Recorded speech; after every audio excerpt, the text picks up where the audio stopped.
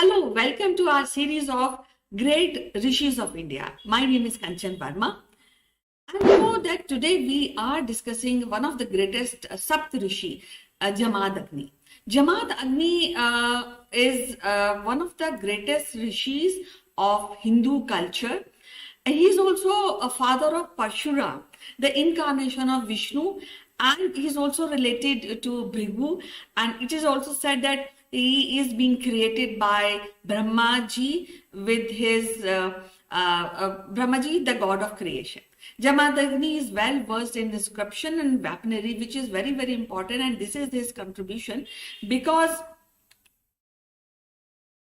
he has not taken any formal training for weaponry.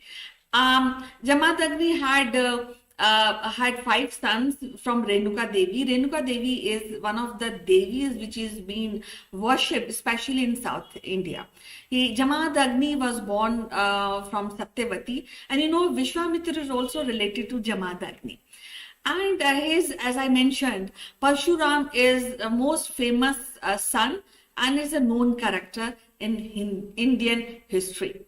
Until Renuka's beheading episode, Jamadagni is often projected as impulsive and anger-driven. Parshuram was granted 3 boons by Jamadagni after beheading Renuka, for which he prayed for the following wishes, from Jamadagni. First is to bring back all his brother back to life with the memories of past without the episode of beheading. Second is bring Renuka Devi, which is Parshuram's mother and Jamadagni's wife, back to life.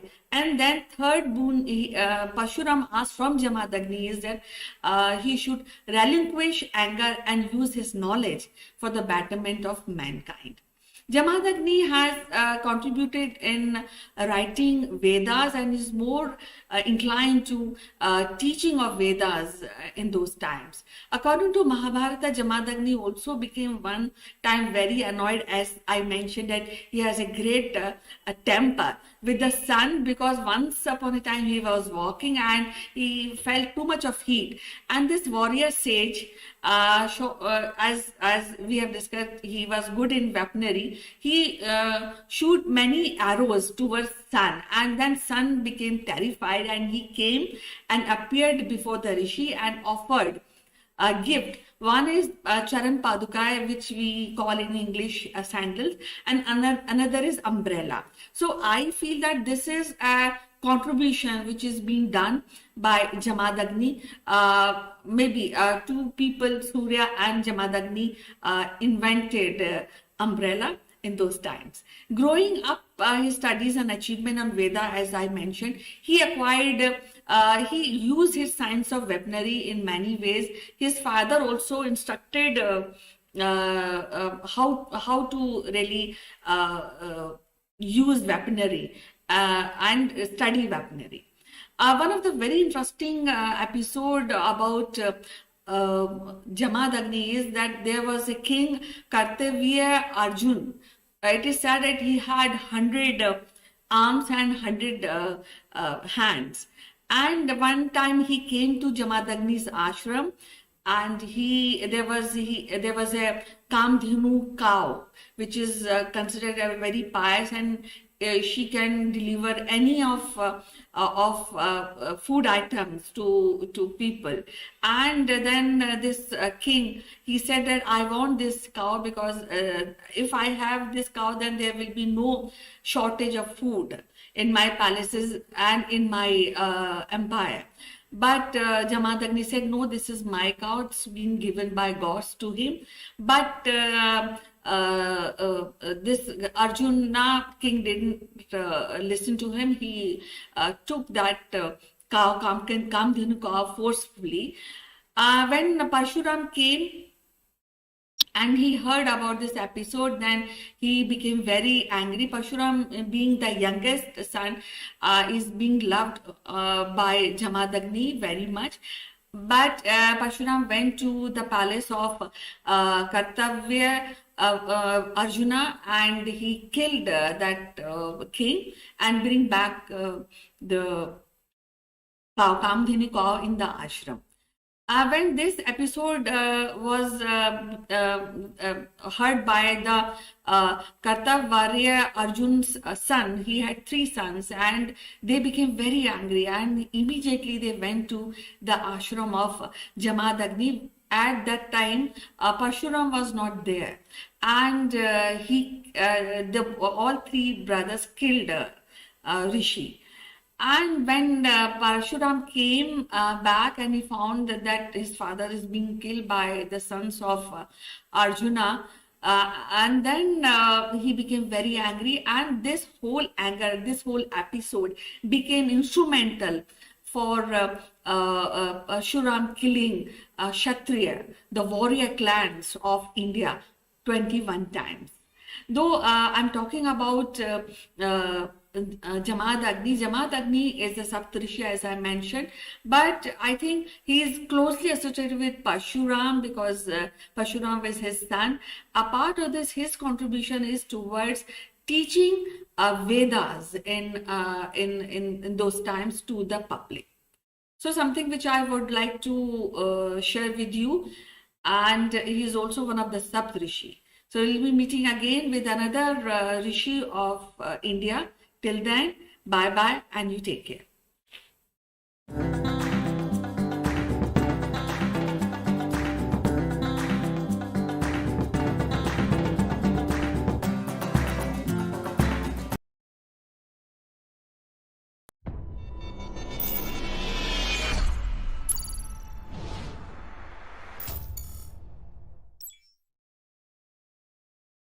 Hello friends, welcome to Akulmach Live. My name is Chandrakant.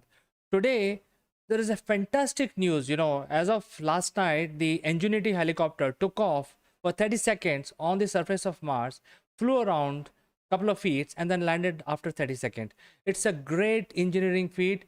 It's for the first time after 100 years, mankind has flown a man-made flying object on a different planet. So that is why we want to discuss this today. Before we start our discussion, a word on our giveaway. We have some unique Akulmach memorabilia which will make you look outstanding. The graphics on these corporate gifts are based on the global best business practices. To become recipient of one of these gifts for free, you have to watch this video till the end and provide your valuable comments. Or you can also share your experiences. The person who makes the best comment would be chosen to become a recipient of these beautiful Akulmach gift, absolutely free, delivered to your doorsteps. The winner would also get a chance to be invited live as a distinguished panelist during our next video. What are you waiting for, friends? Please subscribe Akulmach and smash that like button. Now let's get back to our discussion. Friends, let me introduce our guest today. His name is Mr. Naval Gund. He joins us from UK. He is also the chairman of Mindfit Limited. And today we will discuss about the greatest feat. That means the mankind has flown another aircraft on a different planet. It's a right brother moment once again. So without further ado, let me invite my guest today.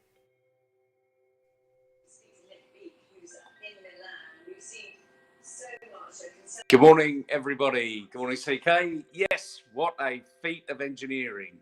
Millions of miles away in a planet we've never walked on before. And all of a sudden we've got, as you quite rightly say, it's a Wright brothers moment. And the irony is, it's just a little helicopter that's taken off, gone a few hundred feet in the air, flown around for a couple of minutes, taken a few pictures and landed safely. But what a feat of engineering, all done remotely from millions and millions of miles away. I mean, it's unbelievable. And we should be excited. It's not like a little drone taking off in your backyard and going up and smashing into the window because you couldn't control it. This is miles away. So what does it mean to you, CK? Well, Neville, one thing is for sure is that I tried to tune into NASA live feed because it was coming live on the internet on the NASA live feed.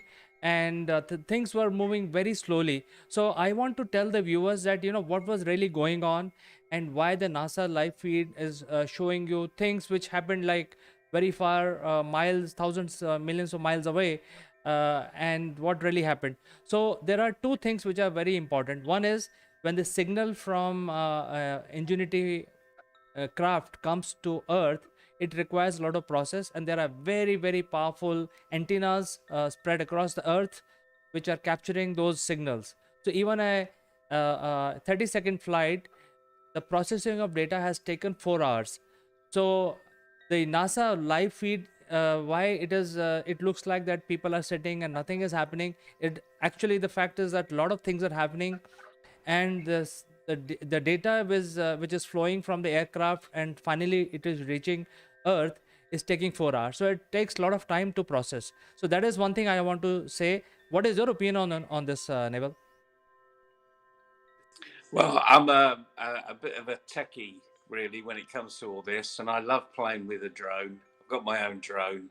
As a boy, I used to play with trains and Skeletrics and watch them go round and round and round and round. Never got bored with it because you never know, it might fall off. You'd have to put it back on again. But this is an amazing feat of engineering. This is humankind at its best. We are miles away. We're not literally operating it from where we are. This is all pre-programmed. It's all very clever stuff. It shows our technical capability. It shows that humans are incredibly ingenious in what they're doing and what they're designing. And one of the feats here is a lot of people don't appreciate the technology that's gone into this particular machine. So there's one thing having a rover on a number of wheels go over terrain. And there's another thing actually taking off a flight, taking off on gravity system that's not normal to the UK, to the globe. We have got our gravity here, thanks to Newton, measured it 9.8 meters per second is the pull of gravity. There, it's a lot thinner air. So these rotors have not only got to rotate much faster to get the lift, but they're also rotating in the opposite way, which is why they had a test the other day of testing the rotors on the ground. So making sure one spin the way it was supposed to spin and the other one was spinning the way it was supposed to spin too. And they're doing alternates. So it's a bit like the little thing about patting your head and moving your hand. And if you can do that, that's what these rotors are doing. They're going in opposite directions. And that, to me, that is the real feat of engineering here. It's making sure that everything works in sync. And we've seen some amazing pictures from a few hundred feet up in the air. We've seen the shadow of this little flying machine. And no wonder. Did you see the pictures of the NASA engineers when it actually took off, when they saw it take off for the first time? They were absolutely elated. This is the ultimate in some of their careers. Some of them will be retiring in 2 or 3 years' time, and that's it. They've now achieved, their lifetime's ambition, only paving the way for other people to take it to the next step. For SpaceX, to take over and start colonizing Mars. We're seeing real amazing innovation in mankind. And by the way, we need to tell the viewers that this ship took off.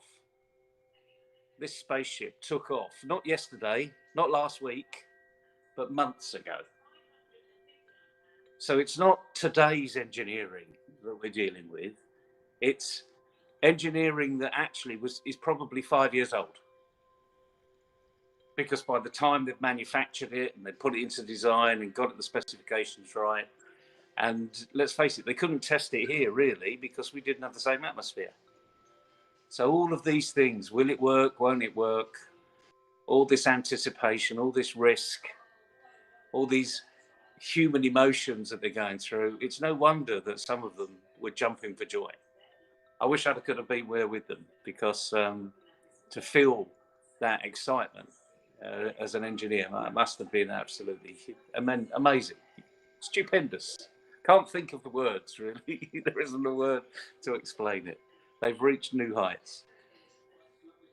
Well, Level, in fact, I want to tell the viewers about something which they have not heard so far. And one of the difference between taking a flight on Earth and taking a flight on Mars is the atmosphere of Earth. Because whenever there is a thick air on Earth, which will assist you to take a flight, and as you rightly said, that the rotors of this Ingenuity helicopters are moving 5 times the speed of any helicopter on Earth. So, a typical helicopter takes about 300 revolutions for the rotor to make lift on Earth. Now, this helicopter on Mars requires 2,500 revolutions per per minute, and that is why they are moving at very very high speed. And this is really an experiment. And now what people don't know yet is that there is lot of dust on Mars, and because of this dust being available, unlike Earth, because there is going to be rain and it will wash away the dust, and usually the air on Earth is clean, but on Mars there is always a lot of dust. Even though the gravity is low and the atmosphere is 99% thinner than Earth, but still it has a lot of dust. And you know what happens when there is dust? There is going to be static electricity. So this is an experiment, as I said. As it actually ages, or it takes into multiple flights in future, then the rotor and the helicopter body will generate static current because of the dust particles, minute dust particles, which its rotor start rubbing into. And over time, the static current will start building up into the outer surface of the helicopter. And it will be very interesting to see, what happens, whether it's going to discharge or whether it's going to attract more dust, rendering the whole device not useful very soon, and it will not be able to live its own life, what has been planned for it.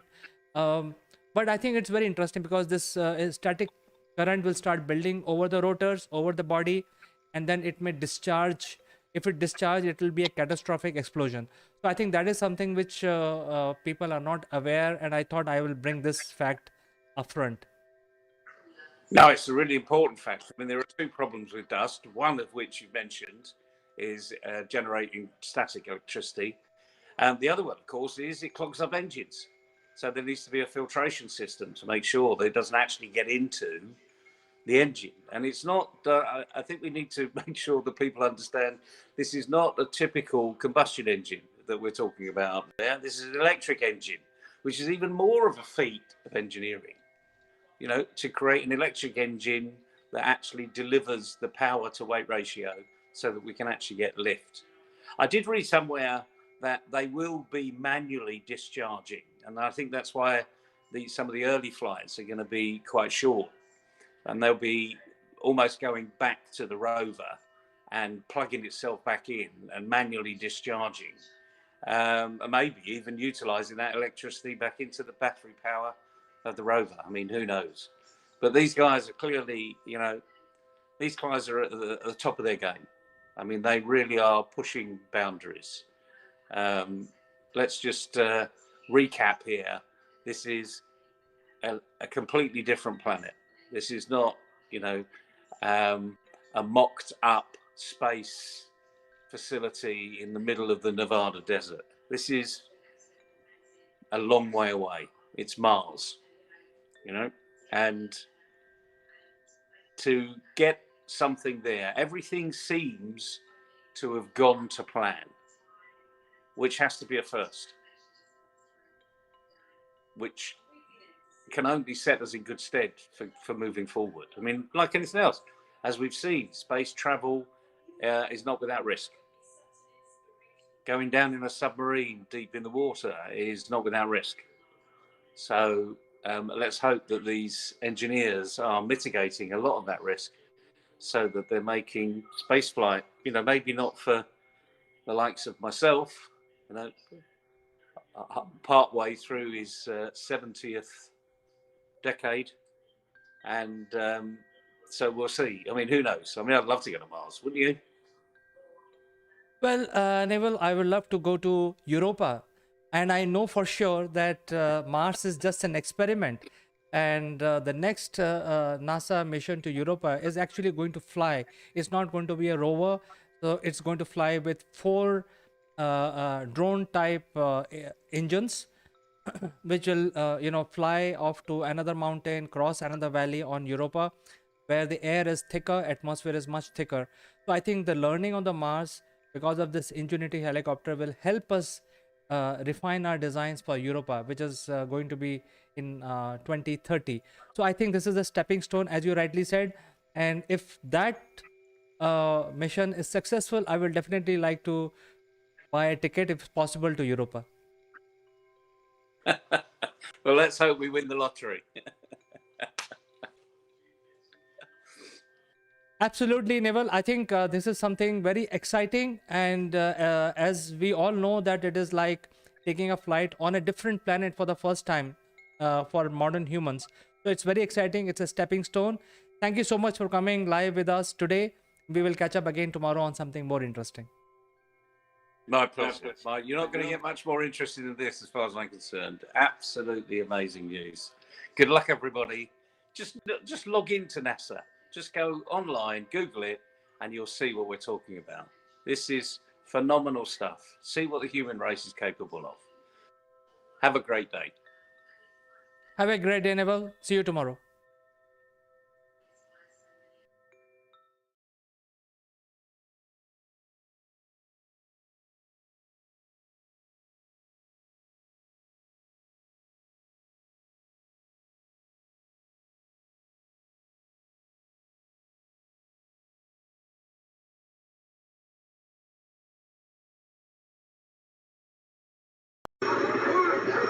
Who let the dogs out? Who let the dogs out? Who let the dogs out? Good morning. This is Chandra from Akulmach Technologies. Welcome to Top Brass. Today, we are in presence of very eminent personality, Mr. Satya Madala, the CEO of Single Point Solution, which is a new gen organization focused on EV charge solution. Satya, welcome to the show. Thank you very much, Chandra. Thanks for the introduction. Right. So, Satya, we are in day 7 of the lockdown. The entire India is under lockdown, but I see you are suited booted, just like me. I'm also suited booted. We are working. I'm sure you're also working. You must have called your colleagues and your customers. What do you think, going on here? Would you like to share some experience? Yes, Chandra. On a day one itself, like we took a drastic steps, segregating the employees. Just we segregated the employees in two ways: essential and non-essential employees, and just we gave an opportunity to them, to work from the work from home.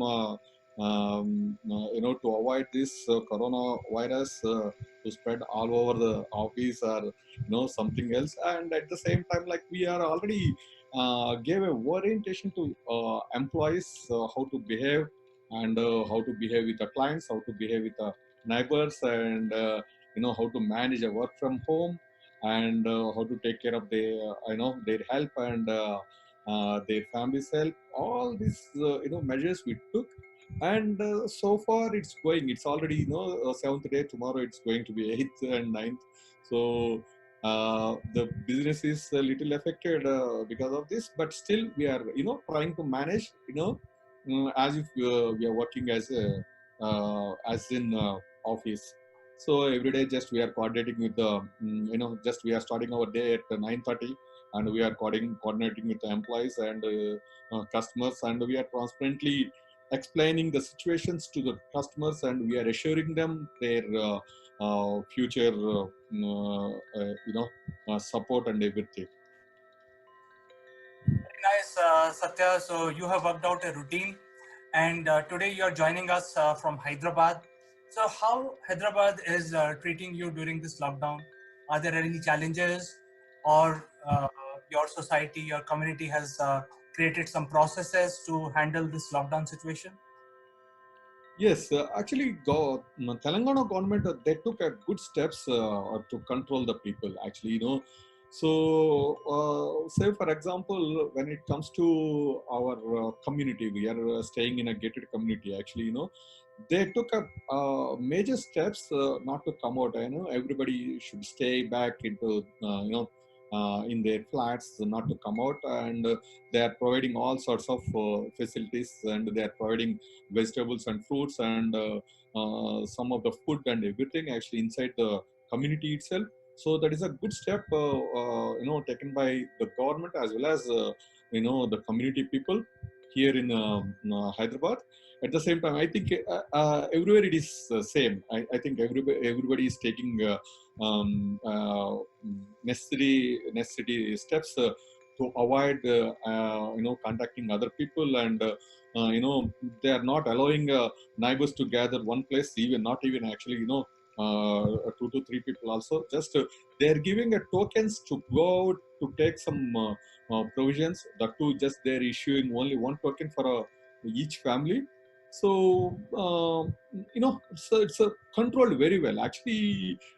Surprisingly, till yesterday I thought, like, it's my view actually, I thought everything will be closed by April 7th and we can start our work by 7th. But unfortunately, we heard a few cases are popped up in Hyderabad again. Maybe it may go for another little longer, but still actually, with good steps, so they could able to government could able to control the situation. That's what I can just I assumed and actually I predicted. So things will stabilize in a short while. Yes, I think these things will stabilize. I think some of us, people like you and me, and some of my other industry colleagues, they are actually coming out with some routines and moving to the virtual world because the business must go on. So, great that your community and yourself, you have also stepped up and you're using the virtual world to do business. I'm sure you must be facing some challenges because you mentioned that uh, the business is slightly low. So in fact, that's the same challenge I'm facing, that the customers are a bit slow on adapting the virtual world. I'm sure you must be facing the same thing. Yes. It is true, but there was a few clients wherein actually uh, we are trying to educate the client how to use the technology. Basically, some of the clients where we are operating is from real estate and healthcare sector, but they know how to use the technology, but not in a IT aspects, like they don't know how to manage some of the cloud systems remotely. So we are educating them to utilize this period to get to know what the technology, how they can use the technology, and most of the people, they're trying to adopt it. They're trying to, they're more just encouraging us to give a good suggestions. At the same time, they are very much keen to adopt the technologies to utilize in their day-to-day activities in this time, in this period. So everybody is working from their home. I know it is when it comes to healthcare, even few of the doctors, they are going out, and remaining other people, non technical people, they are working from home. So when we are dealing with the technical people in a healthcare sector, we are educating them how to utilize the cloud services. So that's what clients are doing. So just I explained only about one sector. But when we are working with the different sectors like automobile and like real estate, it is a little challenge for us to educate them. But I hope actually even they are also trying to adopt these technologies and utilizing it.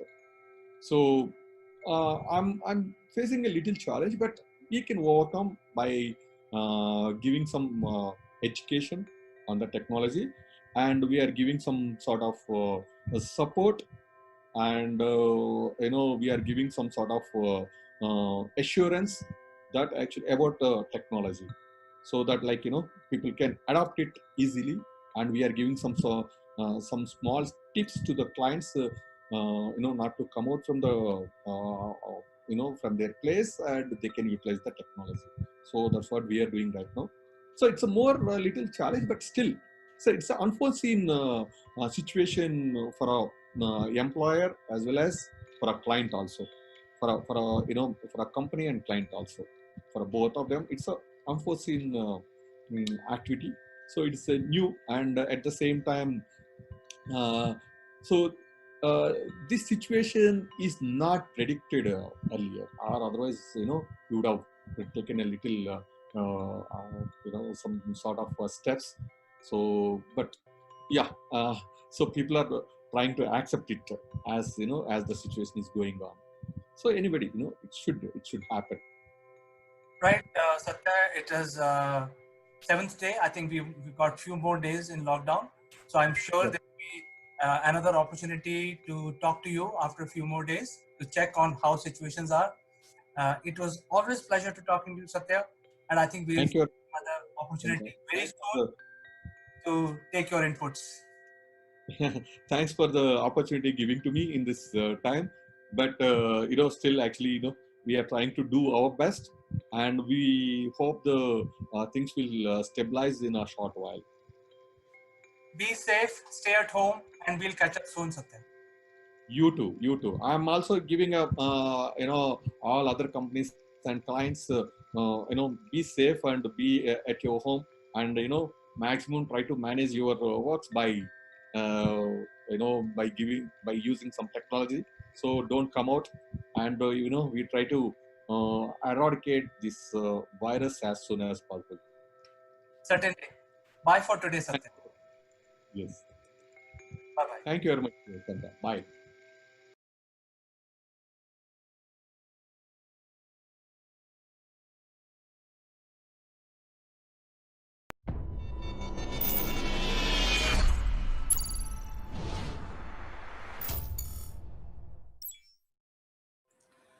Hello, friends. This is Chandrakant from Akulmach, and today we would like to discuss about how do we bounce back into business. And this is a very, very important subject. To discuss this further and to take advice, let me invite my friend from UK, Mr. Mike Bradley. He is the Chief Strategy Officer of Scale Up Arena, and he works globally. He has organizations and clients and partners world over.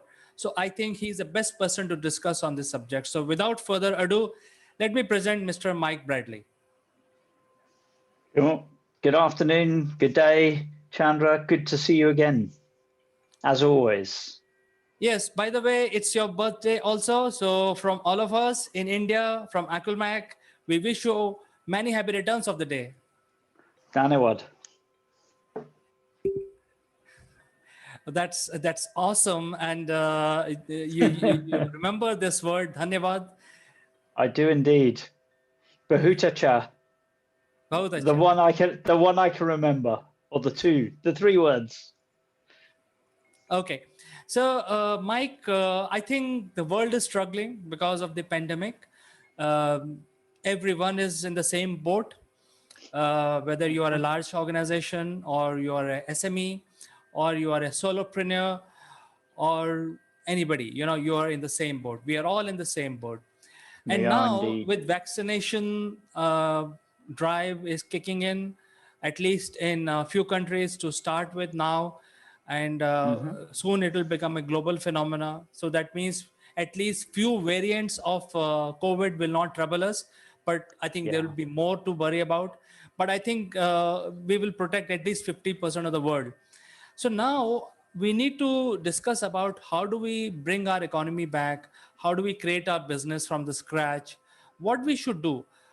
Would you like to throw some light on this subject? I've got opinions. Hopefully, it will be seen as light. Obviously, our economies are all connected. There is a sense in which all businesses all over the world are living entities, and we interact with each other, much like the natural world. We're all part of a global economic ecosystem.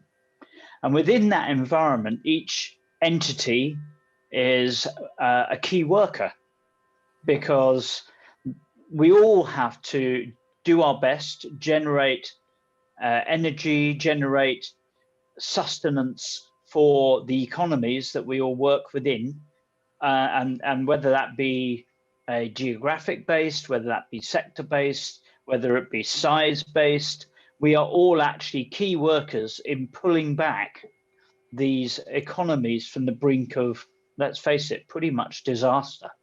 Our own Chancellor in the UK did his budget speech yesterday, and I think, it was one of the toughest budgets apparently that we've had for 50 years, they were saying, because COVID has, taken every economy by the throat and giving it a good shake. So we definitely have to all work together, in my view, to support our economic ecosystems, whatever they are. We're probably members of lots of different ones at the same time. So I think the reason for Scale Up Arena becoming very popular globally, if it is Africa, India, China, I think your platform is bringing a lot of businesses together. And I think it is one of these ethos of working together that you are trying to bring. Would you like to give our viewers a little bit a flavor of how we can work together? I think the important thing is with the whole global economic ecosystem, and within that our own sectors and sizes of operation, is that we all have to, a bit like the Three Musketeers. I don't know if you know that in India, the Three Musketeers, all for one and one for all. We all actually have to succeed, but in order to succeed, we all need each other.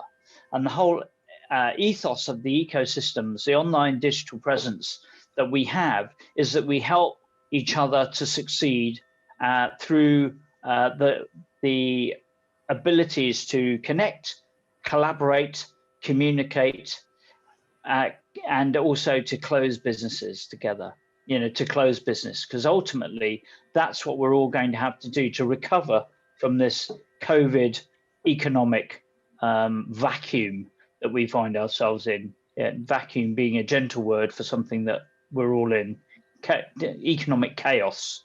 But I think in order to do that there are certain areas that we have to focus on, because the post-pandemic world cannot return to what it was pre-pandemic for all sorts of reasons. So there are a number of things that I think are important that we change. One of them is we have to, and I like alliteration, so apologies for this, I smash the silos. In the public sector, we have this idea that we do this. In the quangos, we think we do that. In the telecoms, we think we do this.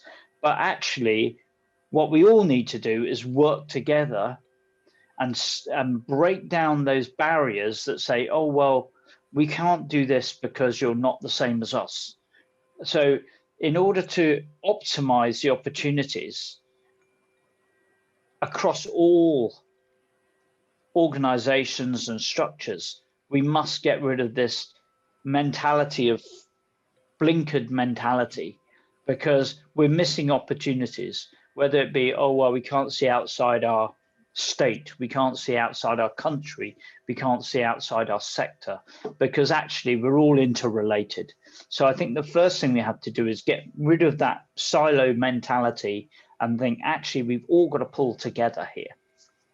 The next one, the first couple are a bit negative. The next one is banish the bureaucracy. Get rid of the red tape, because actually we're in a fast-moving, competitive, dynamic world. And if we impose red tape on enterprise in that environment, we're actually not going to make it thrive, not going to make it profitable and generate taxes. What we're going to do is, in effect, governments are cutting off the arm that feeds them. We need to simplify bureaucracy, make it as online as possible, as simple as possible.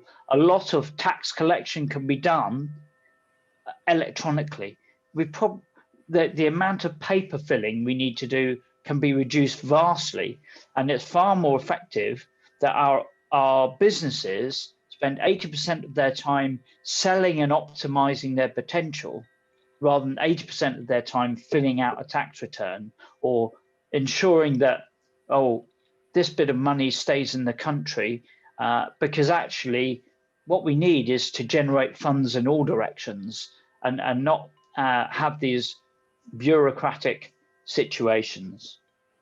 And another one I think is really important, and a post-pandemic particularly has changed this culture, is we need to cease city centre-centric commuting,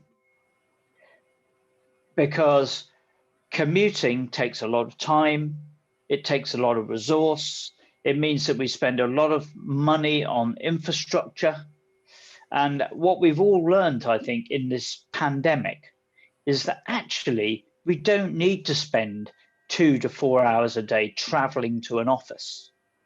We can actually work just as efficiently when we're working locally, maybe in a local working hub, maybe working from home, whichever your preference is. It's not saying you don't meet together, but it's saying that when you do meet together, let's do that more efficiently and effectively, rather than sitting in an office with a lukewarm, rather distasteful cup of coffee. Maybe it's the opportunity to go to a hotel, to go to a nice facility, spend quality time together with the team or with your clients, rather than insisting they come into a rather bland, expensive situation with a lot of travel time and cost. There's a few of the negatives that we need to change. I don't know what you think about those. Well, I think I fully agree with you, Mike, for making these very important points. I have one very peculiar question. I think all the governments are now trying very, very hard to bring their economy back. Even the developed countries are having, like, for example, in your budget also, you might have seen, and you already mentioned that it is one of the most difficult budget that you have seen in the past. And most of the governments are now going towards protectionism or localization, although we are more global than ever, and it was a wretched virus which came and taught us all. So I think we are at a place where we just need to get a little nudge, so that people start really becoming global.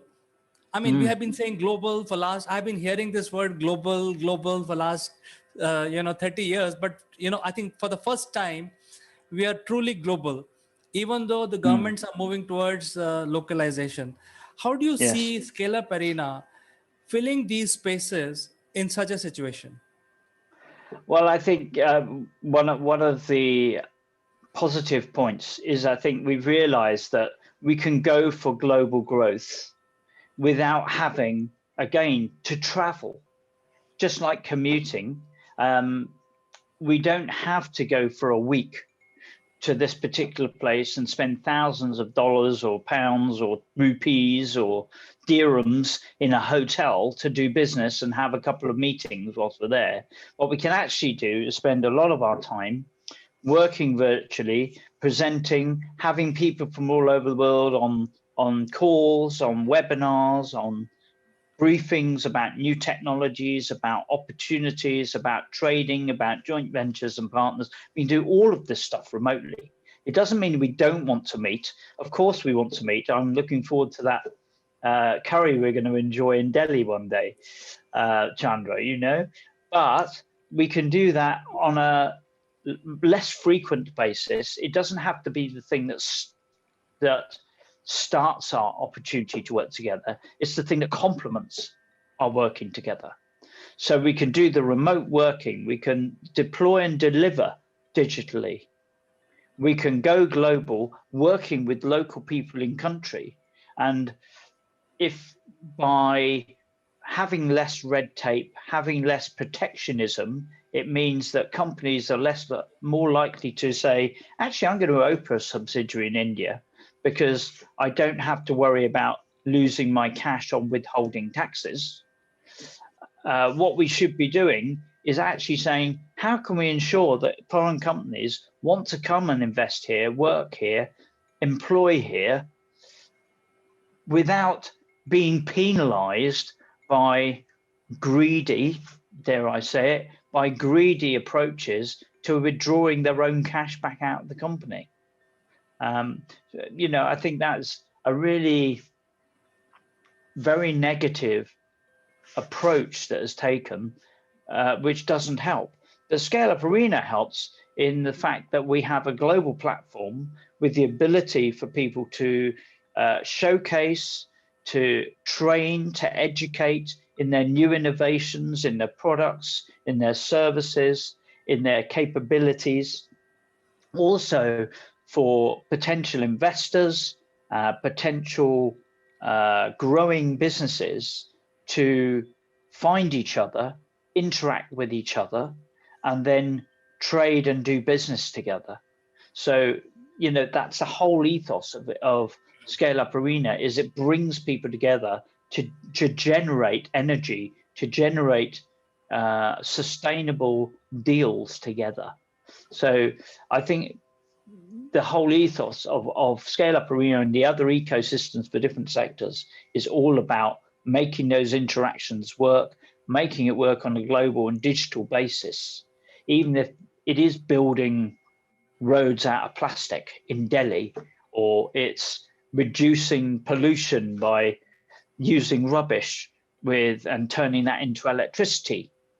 You know, the technology can be deployed locally. And the great news with that is it can generate revenue and business for the economy and for enterprises locally, and it generates employment, and it raises everybody's quality of living. Yes, Mike, and one particular question which is running in my mind with respect to the Indian businesses here.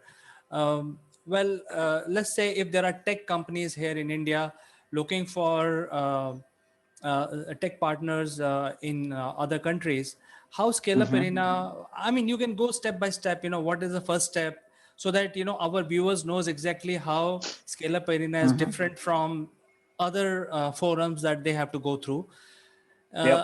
And one thing I understand is that if I join Scale Up Arena, you can actually reach a lot of people in one shot. I mean, one thing is very clear: you can reach people in UK, Africa, Japan, China, everywhere. So I think, but you know, I would like to hear from you step by step what happens, so that people can. Yeah. So if you're an Indian company wanting to reach the global markets, the first thing you could do is come along to a session that we run once a week called a Why Join, and we take people through what's it all about, how can you optimize it, why is it there, what's the philosophy behind it, and then we encourage people to come on board to sign up, and we've got a special offer for people who are coming through Akulmach. If they want to, if there are SMEs that want to join or interested in joining Scale Up Arena, we run a Why Join Scale Up Arena session. And then if they sign up, we will give them a 20% discount on the usual engagement fee if they mention Akulmach and they come via the Akulmach route.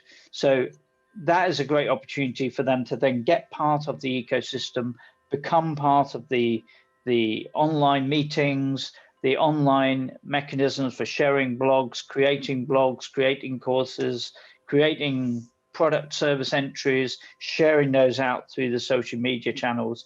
Who knows, even maybe coming back onto Akulmach and saying, find our entry on Scale Up Arena, which is the great opportunity, of course, to broadcast that not just into India, but into Africa, America, all the different places, the Middle East, Australia, UK, and Europe as well. So it's a great opportunity for SMEs to do that. The other area that we can really help organizations is for the multinationals, the larger organizations who are looking for ways to differentiate moving forward in the future. We're on the homepage of scaleuparena.com. There is find a solution for your multinational. So if you are there and you're thinking, we need to improve the way we service our customers, the way we do our manufacturing, the way we do our artificial intelligence or our client loyalty programs or our cyber security or our payment management, go in there and free of charge, you can click enter a little summary as to what you're looking for. And we will then matchmake that with the innovators and the advisors and the experts that we have at the back and try and bring together a solution. Costs nothing.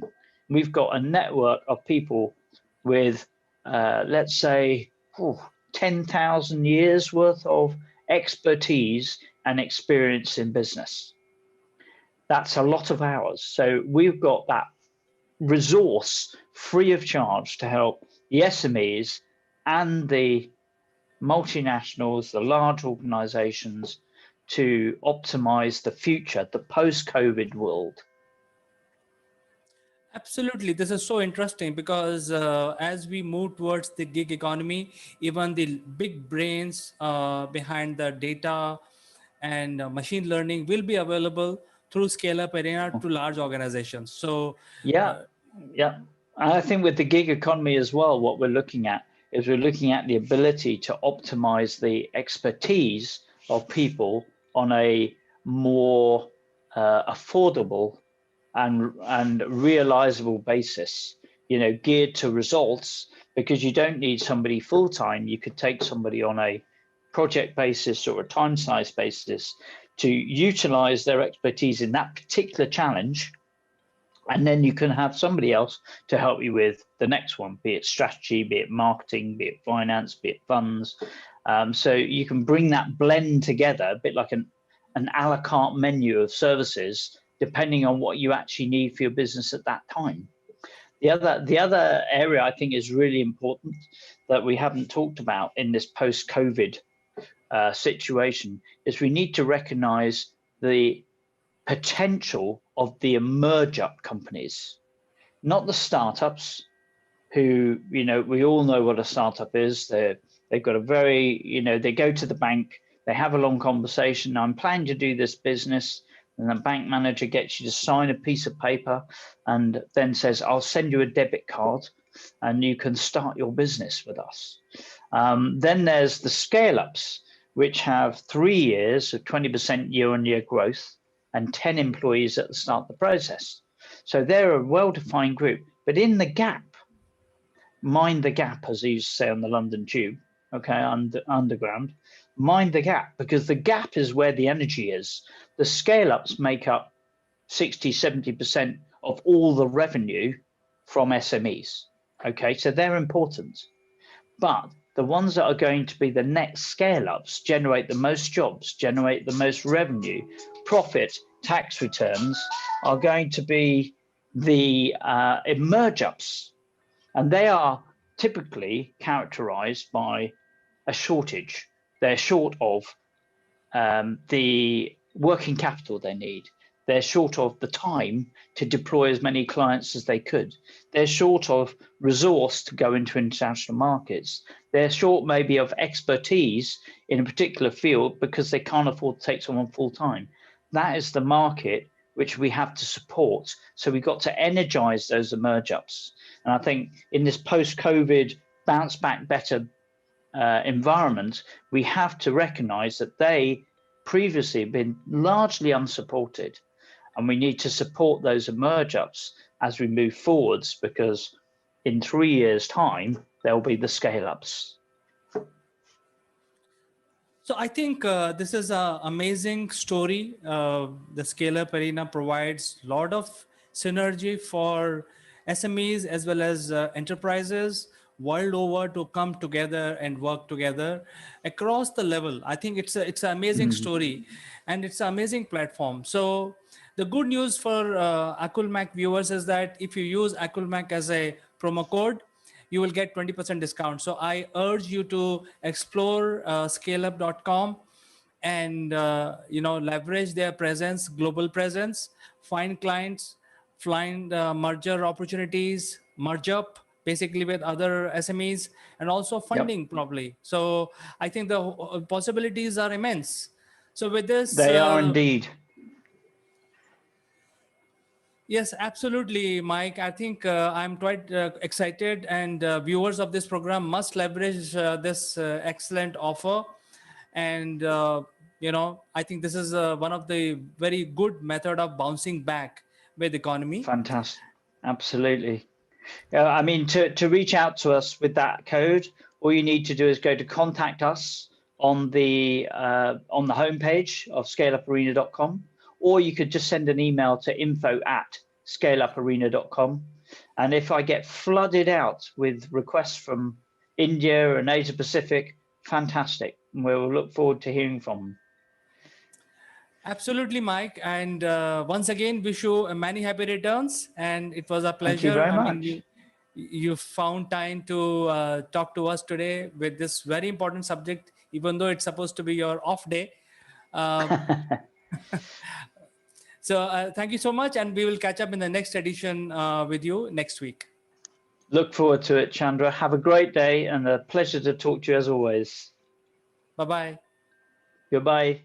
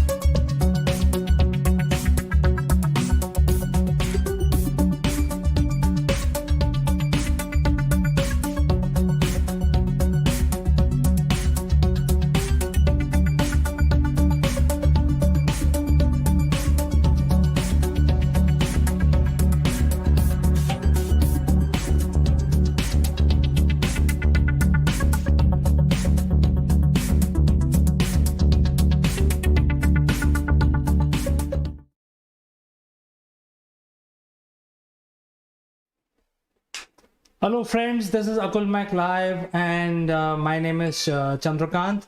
Today's video is sponsored by Performance Works International. More on that in a while. SpaceX is a company that is not afraid of trying new things, and this is why it is so of their competition also. I mean, so ahead of their competition, like Jeff Bezos of Blue Origin, etc. And they are actually ahead by several years. It will take several years for competition to catch up.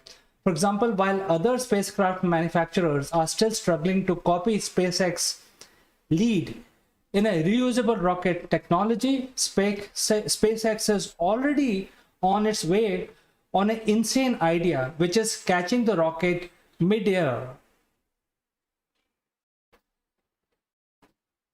Well, the technology of catching the rocket midair is ridiculous as it sounds, but will be built in a super heavy platform. The rocket will blast the Starship into the orbit.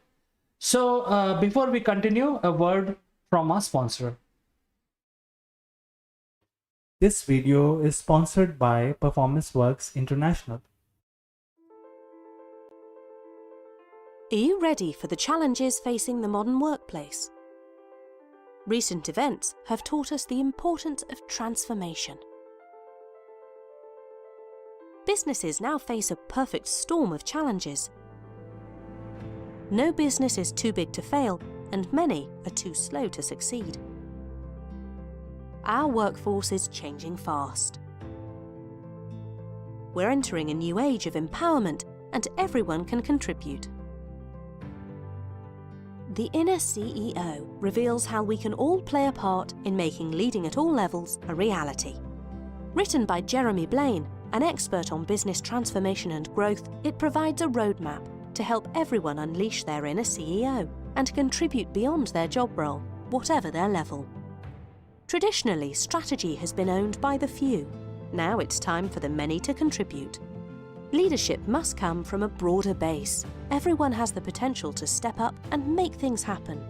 It's a new model of collective and collaborative leadership which unleashes the power of people, enabled by appropriate technology and a supportive management structure. The book provides a roadmap for a bold new age of empowerment. Supported by a range of resources, the book provides a toolkit to help anyone unleash their inner CEO. Organisation health, development and growth is owned at all levels. Are you ready to unleash the inner CEO?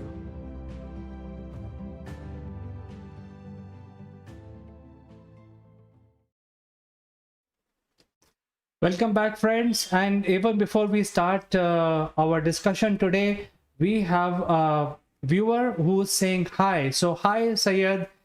If you have a question, you can shoot out live, because we are live right now. And viewers, whichever corner of the world you are, from whichever social media platform you're watching us, you can actually use the chat function and post your comment and questions to us. So continue further. The technology of catching rocket midair is ridiculous as it sounds. And it will be built by for super heavy platform by SpaceX, the rocket that will blast the Starship into the orbit. So you can imagine these are really very big things that we're talking about, and also upon landing, catching them midair. So today in Akulmach Live, we will explore the edge the SpaceX gained from its secret but groundbreaking weapon of catching the super heavy in the air. So when I say super heavy, it is by far one of the largest spaceship has been manufactured by SpaceX. When other rocket makers think of reusable rocket, they think of landing the rocket on the land or out at the sea. For example, the New Shepard, that blasted off Jeff Bezos and his companions to space, that returned to Earth, landed on 4 spindly legs while the whole world held its breath and hoped nothing went wrong. Even SpaceX Falcon 9 booster lands in the same manner after going through through various staging. The booster begins to fall through atmosphere, and a cold gas thruster near the top of the rocket flips the rocket around so that it can face up while landing on the Earth. The stage engine fires briefly, next to slow down the flow of the booster. As the stage approaches its target, the leg deploys, and in this very final phase of the descent, the 3 of the 9 Merlin engines fire once more, last time, for what SpaceX called the booster backburn. The stage slowly but eventually almost hovering as it makes a soft touchdown on the floating platform or on the ground below. The whole landing is automated, and the crew only watches with folded arm as the drama unfolds. However, in the next step, SpaceX is pushing the boundary by not letting the super heavy, come to rest on legs, but catch it midair on a tower using the fins of the super heavy. The fin on the super heavy will serve multiple functions while descending. The fins will fold and unfold to help carry out maneuvers required to set the super heavy upright. The boosters will then come to rest on a pair of arms that will be attached to the orbital launch mount. The arm will be able to move both sideways and upwards and downwards so that they can adjust to fit the booster. The booster will be caught sideways to the launch tower of Macazilla, as the Elon Musk prefers to call it, and it will prevent any harm to the tower in case of something goes wrong. The booster will then be lifted into its mount in anticipation for the next launch. Musk has confirmed that the ship, which is the upper stage of the Starship, will be caught in the same manner when returning from the mission. The ship, however, will have retractable legs for landing on the moon and Mars, although Musk hopes to build an orbital launch tower at both locations, at which point SpaceX might consider eliminating legs completely from the spaceship. The Macazilla, after setting the booster on its mount, will lift the ship and assist it atop of a booster for another liftoff. It would be a sight to behold as the mechanical structure lifts heavy 40 to 70 meters tall structures like this, as if it is lifting a cup of tea. Musk says that lifting and stacking will happen very fast, and in future, the Super Heavy will be able to launch within 30 minutes of its return to Earth. Now, this will considerably reduce the cost. The speed of operation will lead to more flights to Earth orbit or to moon base or eventually to Mars. This will help mankind to expand to the nearby location in the outer space quickly and almost at a very low cost. And if we are going to have many ships flying, it will become like as if we are flying daily, and every 30 minutes there is a flight either to moon or Mars. You just buy a ticket, hop onto the flight, the Starship will come back, mount on the landing tower using its fin, and within 30 minutes after refueling, it will be ready to go. So this is so interesting. Friends, if you have any question, you can send it to me. You can actually engage with me during the show or even after the show. Before I go today, a word of thanks to our sponsor of this video, which is Performance Works International. Their book Inner CEO is very useful book. It's a must read. It's a bestseller. It's available on Amazon. And even if you're a large enterprise chief executive or chief executive of a startup, you need to bring out your inner CEO, and there are a lot of tips and tricks provided in the book which are very, very important. You can book your copy today by clicking on the link in the description below. So friends, I like to say goodbye, only to catch you next time. Bye-bye.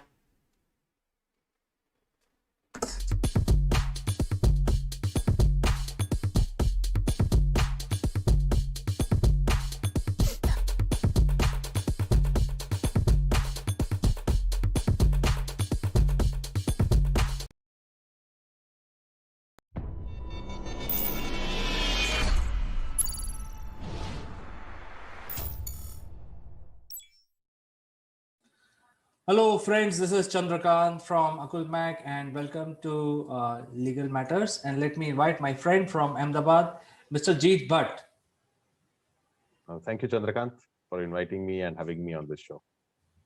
Jeet, what we would like to discuss is something which is it's a common knowledge. Everybody is aware that our constitution is an evolving constitution, and the constitution itself allows amendment to itself.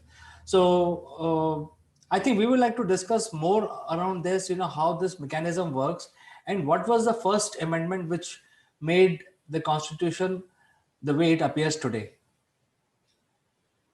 Yes, Chandrakant, absolutely. You are right. When you say that constitution is an evolving and a living document. And when the constitution was enacted and came into existence, that is on 26 January 1950, it was a great experiment that India began with, because it was the first written constitution and one of the lengthiest constitution uh, uh, which was enacted in India.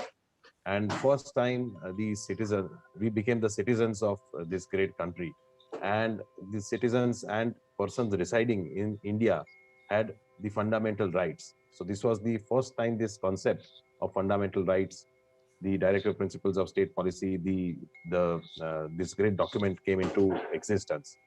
So certainly that was a great day for the country, and it was a great experiment, because first time something of this nature was being adopted and was put into existence. So certainly the constitution itself provides that it should change and it should adapt with the times. And any document which is created 70, 80 or 100 years prior would certainly, with the change in time, require certain changes. And therefore there was a mechanism prescribed under the constitution itself, that in certain circumstances the constitution could be amended. But this amendment of the constitution and the powers upon the parliament were of such a nature that not in every circumstance that the constitution should be amended, not every part of the constitution that could be amended, and there were certain inbuilt restrictions. But what happened is that when it came into existence, the first year of the Supreme Court, also because of the constitution, the Supreme Court was also constituted and came into existence in the year 1950. And the interpretation of the Supreme Court at that time with regards to the fundamental rights and certain judgments were so much in favor of the citizens, because it again tried to restrict the government from controlling the freedoms that the Constitution itself had provided. So the first of the judgments with regards to freedom of speech and expression was in the matter of Romesh Thapar and Brij Bhushan, where the government in 1950 tried to curb the freedom of press because it did not agree with the views being expressed by the media houses that were run by Romesh Thapar, who was slightly towards the left, was a and Brij Bhushan was another was the editor of another organizer who was right wing. So basically, the Congress at that time did not want right wing or left wing to be in the center, or its views were not in consonance with the views of this government. So they wanted to curb it, control it, and therefore the government of Madras came out with a circular banning the edition of Romesh Thapar in the state of Madras.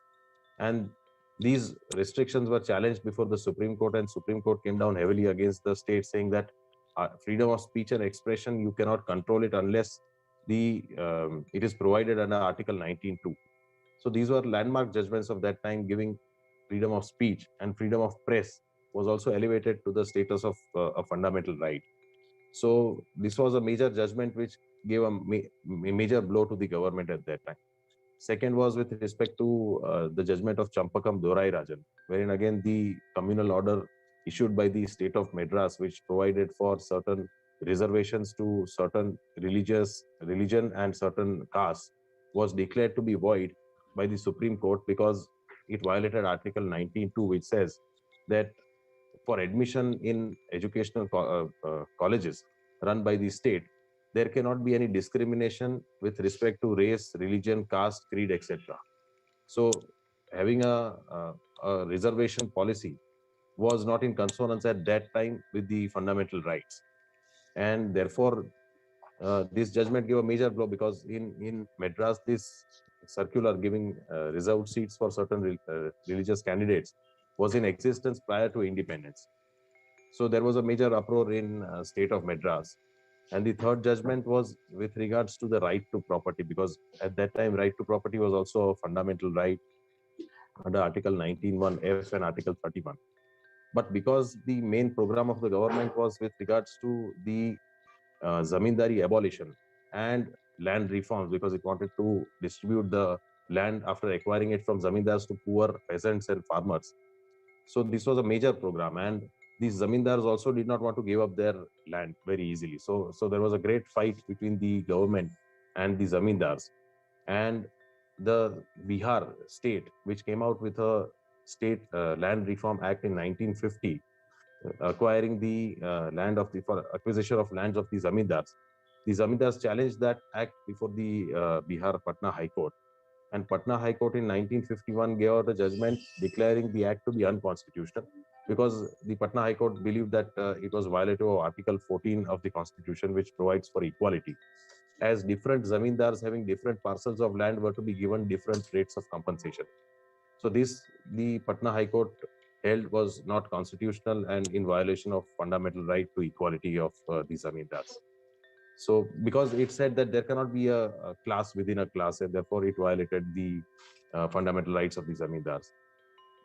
So this was a major blow. So government at that time had the majority, because it was the only government, the Congress had the majority. But the parliament had not come into existence by way of an elected representative, because the elections were to happen in October 1951. But the government was so furious that it did not like the interpretation given by the Supreme Court in favor of citizens, and the programs of the government were not being implemented as it wanted. And therefore, though there was a provisional parliament and the Constituent Assembly, which had drafted the constitution, was granted that power of conducting the parliament, and that provisional parliament came out with a amendment bill to the constitution, and that was the first amendment, and it was sent to the president, and Dr. Rajendra Prasad at that time objected to certain changes which were made, because the changes that it had wanted to introduce were restrict the fundamental right of freedom and expression and bring out certain more restrictions to it. The second change that it wanted was to insert Article 15 Clause 4 in the Constitution, which which would empower the state to provide for special reservations and special provisions for backward classes. And third was with respect to insertion of certain more restrictions with regards to right to property. And Dr. Rajendra Prasad, in his comments on the bill, said that it's an irony of fate that the most cherished part of the Constitution, that is fundamental rights, is the first to be assailed. So therefore, despite of objection from the president, and despite that the bill was introduced in the parliament, and after 16 days of debate, it was ultimately cleared on 18th of June 1951. But the most important and criticized move in that amendment was that it altered the basic structure of the constitution to the effect that it introduced a schedule 9 to the constitution, wherein laws could be placed. So a state legislature or a parliament could pass any law, and that law, if was placed in schedule 9 to the constitution, then the courts did not have the authority or jurisdiction to decide on its constitutionality. So this was unheard, and this was unknown to law, because you are taking away the power of the court to examine a law. And even if a law is violating fundamental rights of the citizens, despite that the courts could not hold it void. So this altered the entire structure of the constitution, the basic structure of the constitution. But despite opposition, there were few leaders who had opposed. Even Shyam Prasad Mukherjee, who was also the member of the drafting of the Constituent Assembly and the drafter of the Constitution, he also vehemently opposed, saying that what is this amendment that you are bringing? But then, despite opposition, the amendment was passed and cleared and came into effect on 18th June 1951. So this goes to show that if there are not certain restrictions on the power of amending the constitution, then having a majority and a government which wants its way over the rights of the citizens, then amendments of such a nature which would take away the fundamental rights could also be passed. So thereafter, in a series of judgments of the Supreme Court, this battle began with regards to the supremacy of the Parliament over the Supreme Court and the Constitution. And several judgments of the Supreme Court at that time were nullified by bringing these sorts of amendments with retrospective effect. And ultimately, this matter was settled by a landmark decision of the Supreme Court, a 13-judge bench decision of the Supreme Court in Keshwanand Bharti in the year 1973, wherein the Supreme Court laid down that the basic structure of the Constitution cannot be changed or amended by the Parliament, and that power is not with the Parliament. So certain basic features of the Constitution, like the preamble, the Part 3 fundamental rights, uh, so these were the certain basic structures of the Constitution, the judicial review. So these basic structure of the Constitution could not be amended, and that power is not with the Parliament. But rest of the parts of the Constitution can be amended. So this is what the majority laid down in the landmark judgment of Keshwanand Bharti. But the first amendment did bring out a lot of changes, and later on there were several amendments to the Constitution. In fact, till date, there are more than 120 amendments which have been passed by the Parliament with respect to the Constitution in a short span of 70 years, which is unusual because we see the US Constitution, which is more than 200 years old. There are not more than 27 to 28 amendments, even after 200 years. So it is not to be easily amended. Only it can be amended if there are certain lacunas which the Parliament feels that are required and are of such a nature that it does not alter the basic structure. Then only a constitution can be amended. Well, I think the two countries which were formed at the same time in 1947, which is our neighboring country called Pakistan, and whether it is the first amendment or the second one, but I think we were successfully, as a nation, were able to abolish the jamidari system, as you said. And there was a mechanism which was also, I've heard from my forefathers that if there is a labor and he can show the payment receipt, the land will be his. And that is a kind of system that they came up with to bring equality. Otherwise, it was more of a feudalistic society. So I'm very happy that, you know, in the neighboring country, the evolution of society has happened in a feudal manner. You know, if you look at Pakistan, they were never able to demolish the zamindari system, and their whole politics and the entire social fabric is based on feudalism, whereas India has evolved. But you know, because of this first amendment, what is your opinion? Did it change the way we do governance, or did it had any major impact on our governance systems? So yes, so with respect to our neighboring country, yes, you are right. We could abolish the zamindari system and also give land to the peasants and farmers who were tilling the land on that day, because otherwise there were big zamindars who were exploiting these farmers and peasants. So rather than a feudalistic society, we have certainly evolved and given the poor farmers the right over their property. So certainly that was a major victory. But what was a little disturbing aspect of that amendment was taking away the judicial review, because Schedule 9, inserting Schedule 9 and saying that any act, even if it violates fundamental right, would be out of judicial review, was not in consonance with the spirit of the Constitution. So ultimately, yes, the economic social policy of the government in abolishing the zamindari system, it was successful. But taking away the judicial review, the power of the Supreme Court to examine the law, was something which was extremely disturbing. And later on, it was rectified by the Supreme Court in the landmark judgment of Keshwanand Bharti. But it took 23 years, because from 1951 to 1974, there were several acts which were placed in Schedule 9. And Supreme Court also in 74 said that all acts till date placed cannot be judged, but any act after 1974 is placed into Schedule 9, then it can be decided by its constitutionality can be decided, and if it violates fundamental rights, then it can be declared to be unconstitutional. So that was a landmark decision. But till that time, taking away judicial review was not something in consonance with the spirit of the Constitution. So that is the one aspect which disturbed the governance at that time. But yes, the abolition of zamindar system was, the government was successful.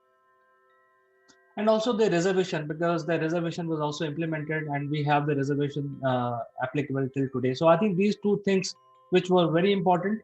Um, However, I think you made a very good point, very pertinent point, that anything that we come up with, any amendment to the constitution, is should be open to judicial review.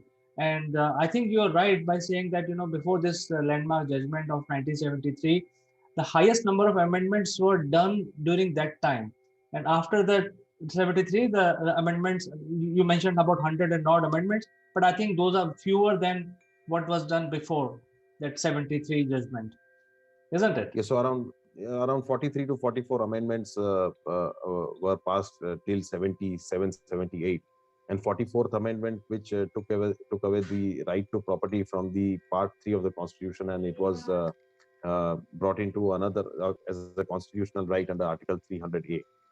But yes, so right to property was one of the most amended provisions in the constitution. It went through a lot of amendments in order to ensure that the zamindar system is abolished and the land reforms program of the government is implemented. Excellent. But with respect to yes, yes. But with respect to reservation, what the Supreme Court said, it cannot be on religious lines. But certain backward classes, the reservation could be there, and it was always there under the constitution, and even the constitutional debates provided for the reservation policy. So, but that judgment was yes, correct. Absolutely, Jeet. In fact, you put the whole perspective very correctly, and I think in a very simple terms. And all Indians, all of us should know what has happened from 1951, and how government acted, and what is the state of affairs today, so that we are more aware of our legal rights and duties. So, thank you very much for explaining the first amendment, which was made in 1951 to our constitution in so much of detail. Thank you very much, Chandrakant. Thank you for having me. So we will catch up again next week in legal matters. Until then, I'll say goodbye to you. Thank you. Goodbye.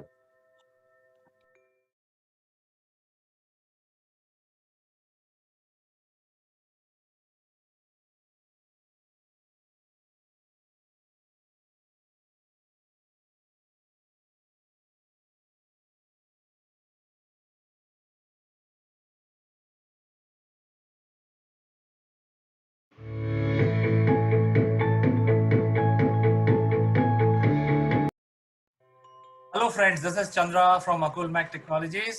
Welcome to Top Brass.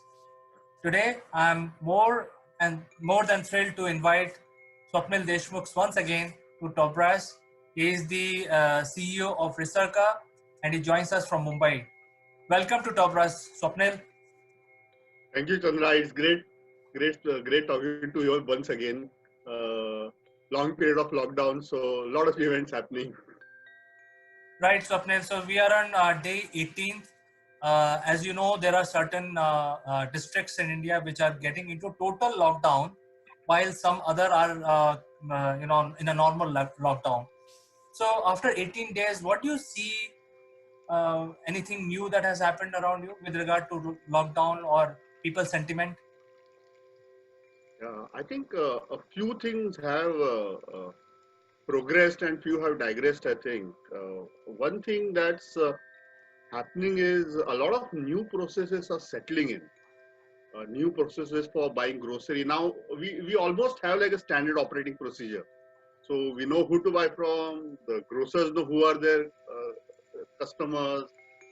We get all our vegetables and the raw produce from a farm in Nasik. So that person knows that a certain kind of bulk order is going to come from this area.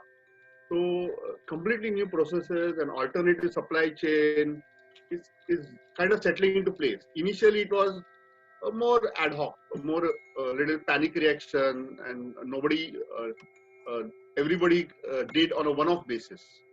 Now, consistent vendors are getting settled in, and so everybody feels a little assured about the essential goods coming in. Not all the goods are coming in.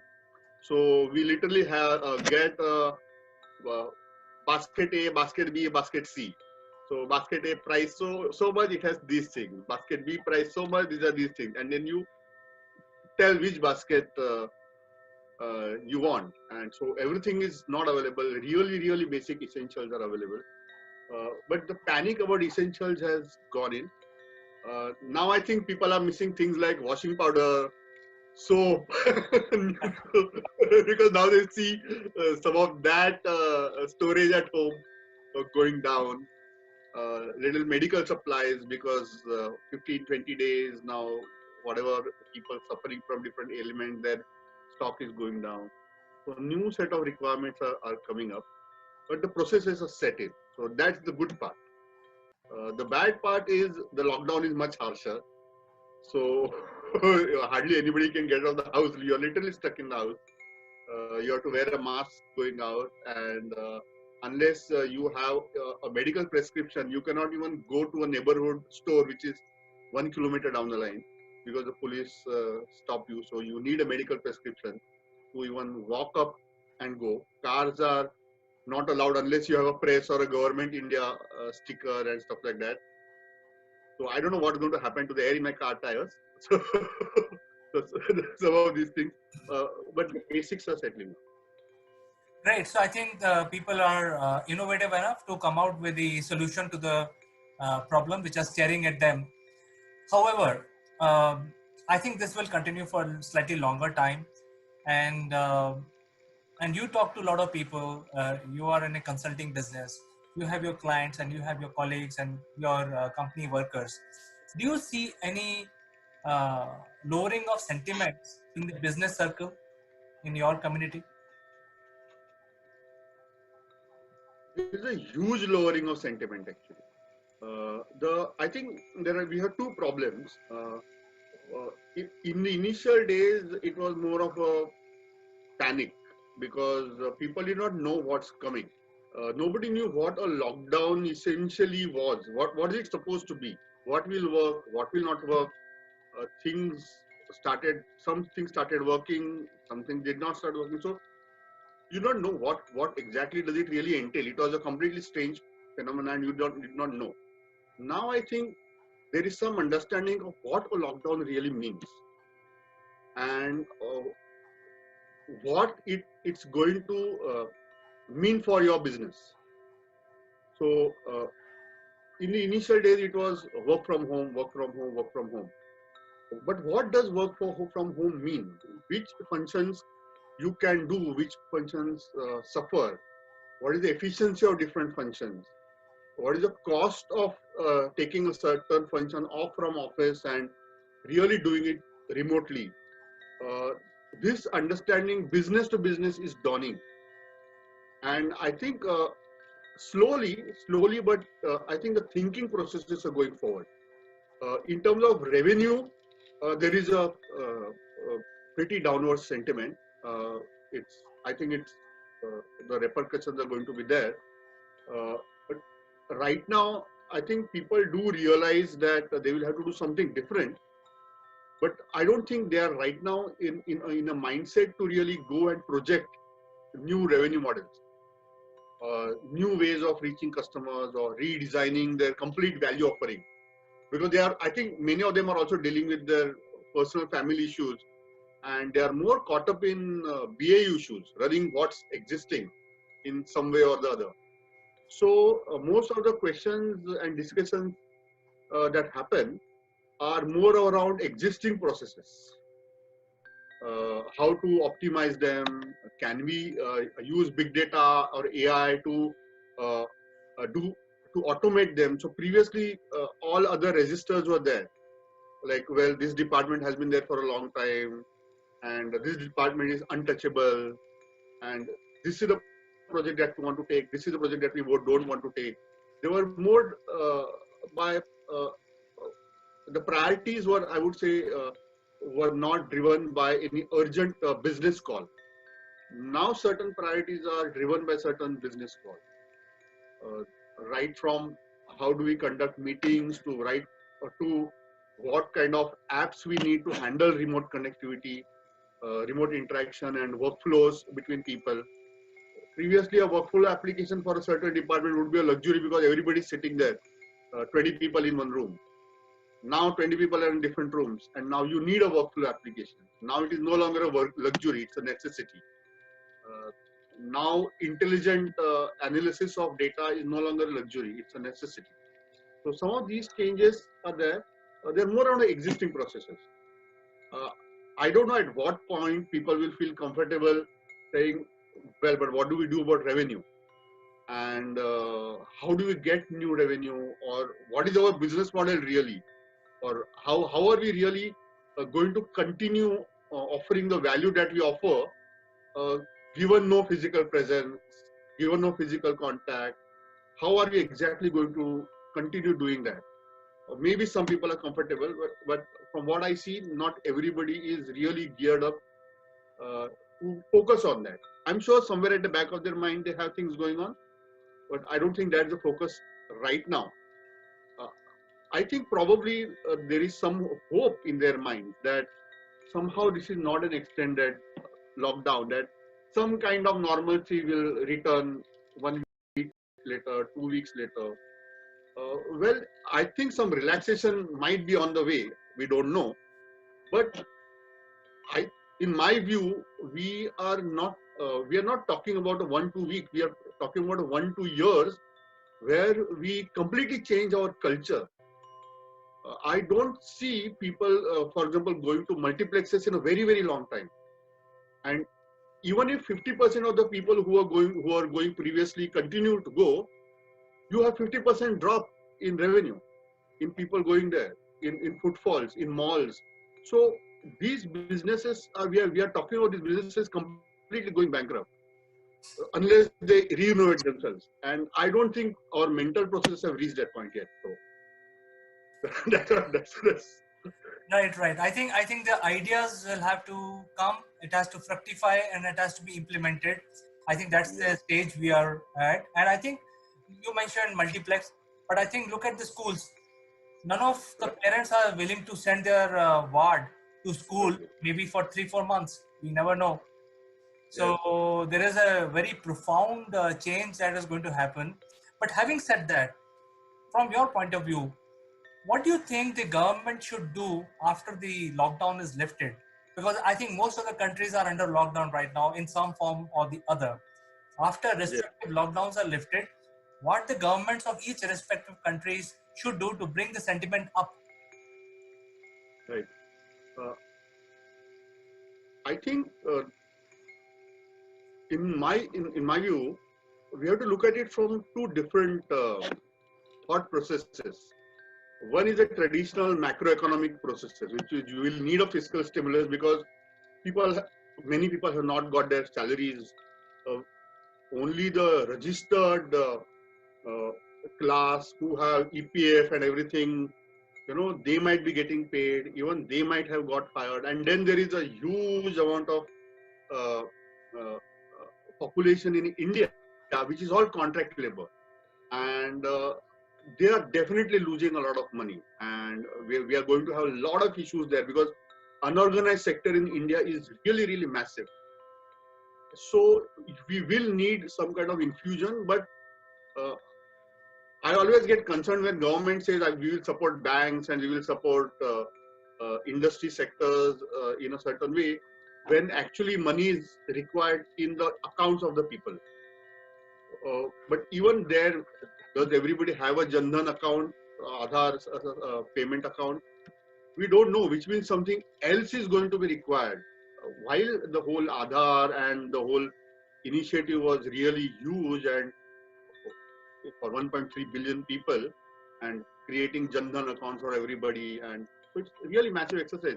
But still, we have a lot of people, Adivasis and a lot of other unorganized sector people who may not even have a bank account. How are you going to get money into their hands?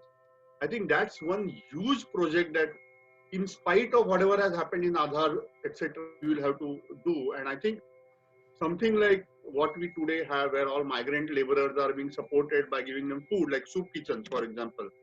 So we have lakhs and lakhs of people being given food by the government. We will have that kind of policy if we don't want more suicides, because I think if then we will not just have farmers committing suicides, but we will have a lot of other people committing suicide. And so something needs to be done macroeconomically to support them, not just fiscally but and monetarily, but administratively. Uh, I don't think we are getting out of that, and I hope someone in government is thinking of this very seriously. The second thing I think is to differentiate between investment capital and working capital. I think there are some organizations which are going to go bust because they have too much capital investment into their existing business models, which are very tightly coupled to physical presence. If the government gives bailout packages to them, that is going to be a waste of money. It's better to let them die, let them restructure, pay off their business, their loans, and pay their employees, and get them out of the business. We don't want to put very scarce resources into them.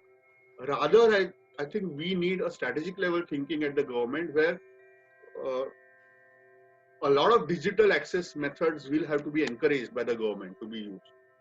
And we need to see what can we really digitize. Because I don't see any other way, because unless we digitize, we are not in a position to get the products and services into the houses of consumers. So consumers may have money in their bank accounts, but they are not paying because they are not getting digitally what they want. So human beings are always going to have needs to be fulfilled, right? Status needs, social needs, all these needs will have to be fulfilled. But existing physical presence methods are not going to work, and which necessarily means we will have to have digital methods. So we will have to have a complete restructuring of economy, and an industry-specific allocation of funds has to happen there rather than a pure macroeconomic level stimulus. I don't think that's going to do the job. Just the macroeconomic stimulus. Yes, I think as a professional, I also agree with you. In fact, I also feel that there is a need for a government-run project. And if I go back in history about 100 years back, there was a big recession in 1920s in the America, and then the government of America decided to launch two major projects, which is construction of Hoover Dam and the Yes. Panama Canal, and Yes. that brought the whole country out of recession. So I think we Yeah. have so many projects pending, and government should think of realigning the workforce, because as you rightly pointed out, what we were doing earlier may not be applicable going forward. So there will be a Yes. surplus workforce in the first place. So we can actually create some sort of a capital-based programs funded by the government. For Yeah. instance, connecting all the rivers. That has been pending project for last 50 years. So they should Yes. probably initiate that. True. True. True. Absolutely. Absolutely. I completely agree that uh, rivers, a few things like I always think about housing and the escalating costs of houses in cities, and whereas if you go villages and other places, the kind of housing is also very low. I mean, apart from the fact that you don't have modern housing with all the modern amenities, because electricity is yet to reach, gas is yet to reach. These are the things that we can take, because one thing that countries like United States did, like you said, massive public projects, and at one time they encouraged huge home ownership. So I know today, if one talks of home ownership, one always thinks of the subprime crisis. But I think home ownership, the good part of home ownership started much earlier, 30 years ago in United States, where they encouraged home ownership in suburbs, and you suddenly had tapping of suburb land, because now everybody got a good home, which was also an asset, and which was a desirable asset. So you had a huge credit, obviously, but you also had an asset.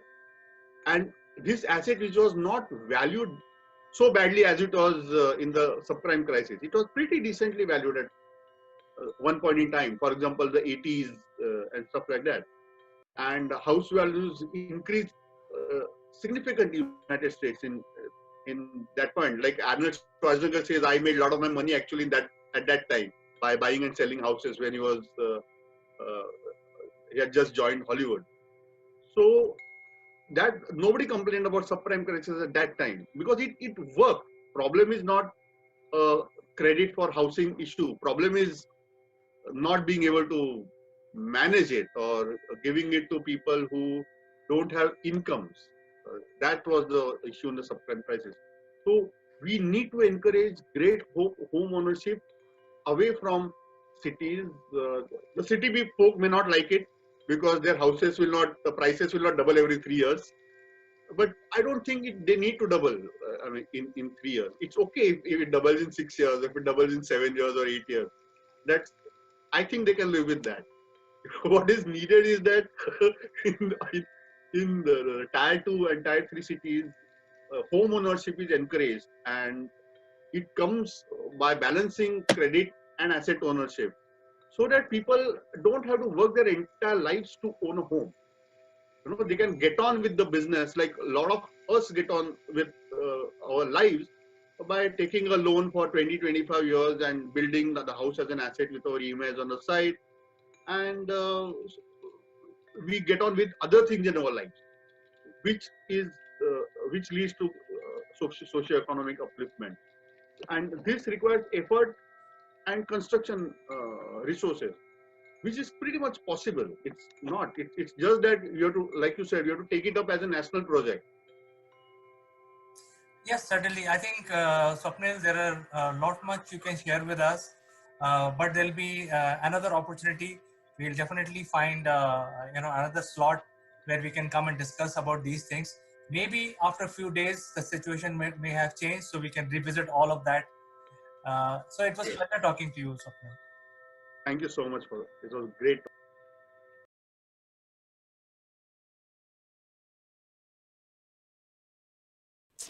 Hello friends, welcome to Akulmach Live, and I am Chandrakant. Yesterday we talked about Tesla deciding to allow other electric vehicles from other manufacturers to come and use their charge points and charge their vehicles. So I think there is a little bit of standardization which is going to happen. That means a plug which will be standard across all EVs. And today we are talking about the next leap in battery or energy storage technology. And for this discussion, I will be joined by a very special guest joining us from UK. Before we start the discussion, I have to tell you that there is this QR code using which you can get connected with us instantly. All you have to do is point your mobile phone camera on this QR code and you will be connected with us. So friends, don't go anywhere. I'll be joining back with my friends in a moment.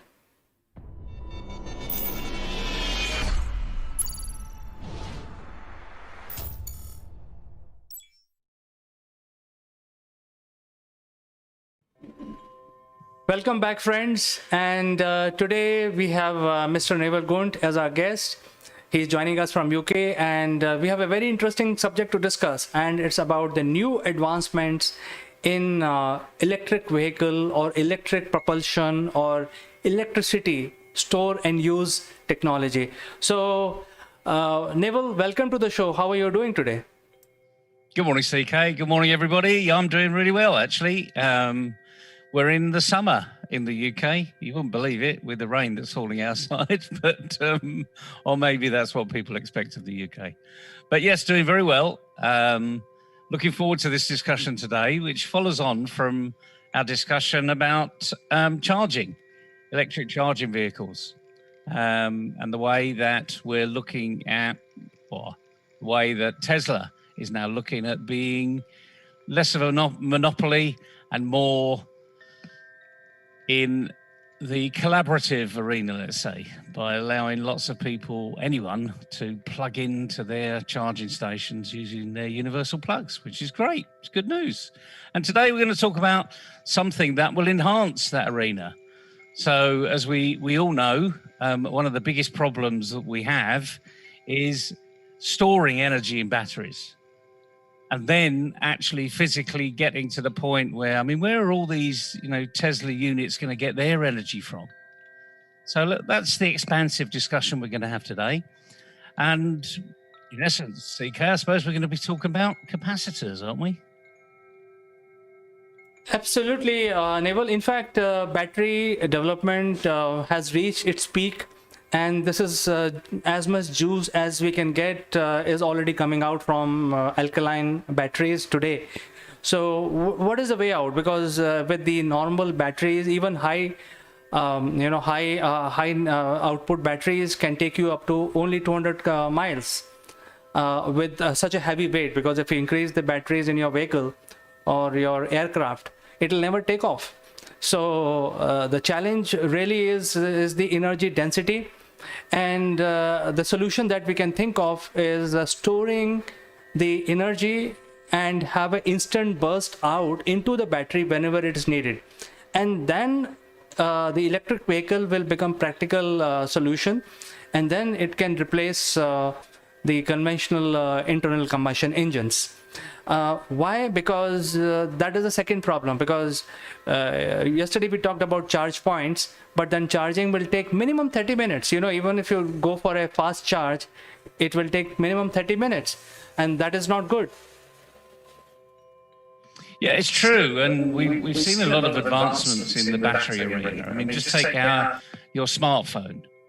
And when those smartphones came out, the battery would die within a couple of hours, because it was being used. And then all the advice was, well, make sure that you completely deplete the battery before you recharge it. And several years later, iPhones in particular have got a very long battery life, and these things don't overheat. And even if you do keep them on almost a permanent charge, it seems that their life of the battery is still quite long. I mean, it's probably longer than you would want to keep the smartphone. So we're making big inroads in a small way in some respects, because remember, your smartphone is quite small compared to the type of batteries that we're going to be using in electric vehicles. But we need to be thinking smarter. We need to be thinking differently as to how we get the charge into the battery. How quickly can we put the charge into the battery without the battery being disadvantaged? In other words, without reducing the life of current batteries. So we've got some fantastic engineers around the world all looking at this arena. And naturally, they're looking at the solar power conversion into these batteries. So I can imagine, as we talked the other day about all of these, pop-up type energy transfer units that Tesla are going to be putting dotted around India and probably everywhere else around the world. How are they going to get the energy? And it's going to come from solar power, because they're not going to be, sitting next to a McDonald's or a KFC or what have you. Well, they probably are as well, but they're going to be in other areas. That hasn't easily got an electricity source. So we're really looking, I think, CK, at the transfer of energy between solar power, of which India is fortunate because the sun shines incredibly well in India, as opposed to Iceland, which doesn't get so many hours in the day, and the capacitor arena. So the advancement in capacitors, and we've seen that in Formula One, where they use the Earth system, energy recovery system. And I think some of the, and this is another arena where F1, Formula One, it's the motor racing arena of the world. Grand Prix circuits around the world. I'm looking forward to the first one in India, by the way. We need to have one there. But all of these advancing arenas where they're pushing the envelope. So where the likes of Bezos and Elon Musk and Richard Branson are pushing the envelope into the space race, some of those technologies are coming back to be utilized literally on terra firma. What can we do here? How can we improve what we're doing here? And I see a tremendous improvement in capacitors recently. And I think we're probably going to paradigm shift in the capacitor arena shortly. What do you think?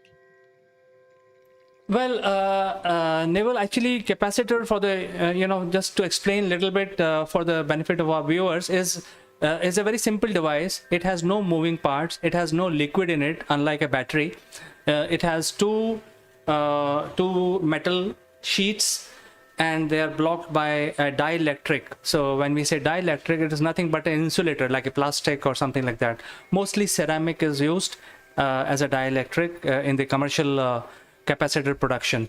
And today, so this is not something new. It has been there for almost 150 years. But what is important in a capacitor, it has a capacity to charge instantly within a second and discharge also. So if you look at our watches, they move precisely after 1 second, and that is being done because there is a capacitor inside the watch which releases the current after each second, which will rotate the mechanism of the watch. So what changes now in the capacitor technology is that scientists are working on charging instantly and discharging slowly, so that the capacitor can get charged from a charging station as soon as you plug in. It is almost like filling petrol in your car. You go to the petrol station, pay the money, get your car top up, and on your way. So similarly, you swipe your card on a charging station. Since you have a capacitor, a large capacitor in your car, plug in, it will get charged instantly. It will have 1-2 kilowatts of power, and then this capacitor will start charging the battery. So you don't have to park your car near a charging station. You can just get your juice within few seconds, move on and extend your journey. And the advantages then, we talked about Tesla saying, hey, you come and charge at my charge station. But if you have a car which has a capacitor, then all you need is a 3-pin plug-in with one earth and two electrodes. So you can literally charge anywhere. You can charge in a grocery shop. So I think that is where it is coming to, and that is really the bottleneck. The charging time it takes. I mean, if you look at the low-end cars, it takes 8 hours to charge, which is not practical. So you drive 200 kilometers and then you take 8 hours to drive next 200 kilometers. It's not practical, especially in 21st century.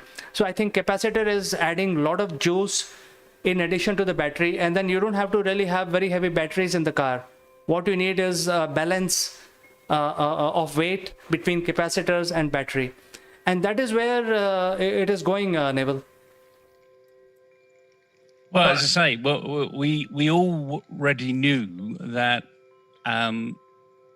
given current technology, we're almost exhausting the capability of smaller batteries, more powerful batteries, reducing the weight of batteries, etc., etc. So there needed to be another step, and maybe having a capacitor in the mix. I mean, there was always a capacitor anyway, modulating the flow, but maybe there's maybe there's another sequence, and it's going to be physics. It's bound to be physics that we know, bound to be electrical theory, physics theory that we already are in control of, and it's just going to take that, excuse the pun, that spark where somebody's going to come up with another way of doing things better. And I really look forward to it, because this is where we really start to push the envelope. We start to push boundaries. And of course, you or I, we can explain this, but we're not physicists. We're not, electronic superheroes, but there will be one of you out there. So we're going to reach out to you today and, come on board and have a discussion with lots of people in the world that want to know what's happening. They really do want to be confident that the next step is going to be a step that they can accelerate. And the only way we're going to do that is to convince them that we're on the right track. And you're the person to convince them, not us. We can help you, we can increase the audience, but you're the person to come and convince them. So come on board, have a chat with us, and let's see where we go. Absolutely, Neville. In fact, a lot of engineers can get connected with us, and if they are doing some groundbreaking, earth-shattering R&D in this space, for example, I've heard about graphene is being used in the new age capacitors, so they can talk about it. That will actually give them a footholding in terms of generating more revenue for their company if they are actually in R&D stage right now. At the same time, there are a lot of advancement in the hydrogen fuel cell technology also, which is an alternative to a capacitor. And the third one is really futuristic, which is having a degenerative nuclear power, which powers the satellite. But that's not safe as of now. So I think the best bet for us to move ahead, powering our vehicles, also powering the telecom towers in remote location, is the capacitor technology. It is safe. It does not spoil with a number of years. It has a long shelf life, and people who are behind it can join us and talk about which stage of commercial use they are in, and we will help them promote their product in a better way. Isn't it, Neville? Absolutely. Absolutely. We can only push the envelope that other people are already creating. So the whole point about this discussion today is to open it up, Pandora's box. We know we're moving forward. We know we're moving forward at a very fast rate. So what we need to be doing is bringing people along at the same rate. I think technology is probably 5, if not 10 years ahead of the layman's understanding. And what we need to do is close a few of those gaps. And in some respects, raise people's expectations as to what's currently available. But we're never going to win this war on our own. So we're looking out to all of you listeners out there to come along and help us. Let's spread the right word and get this good technology out there, and being used. Absolutely, Neville. It was an interesting discussion, and we'll catch up again tomorrow on something more interesting. Absolutely, CK. Have a great day, everybody, and we'll see you tomorrow.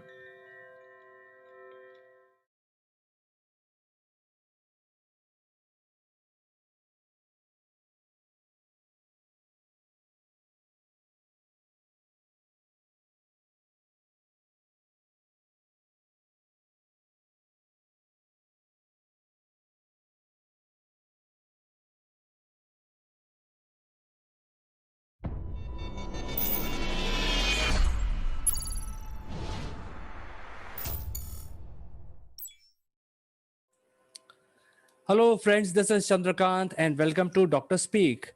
And as all of us know that being overweight could be a big problem. At the same time, being underweight can also be a big problem.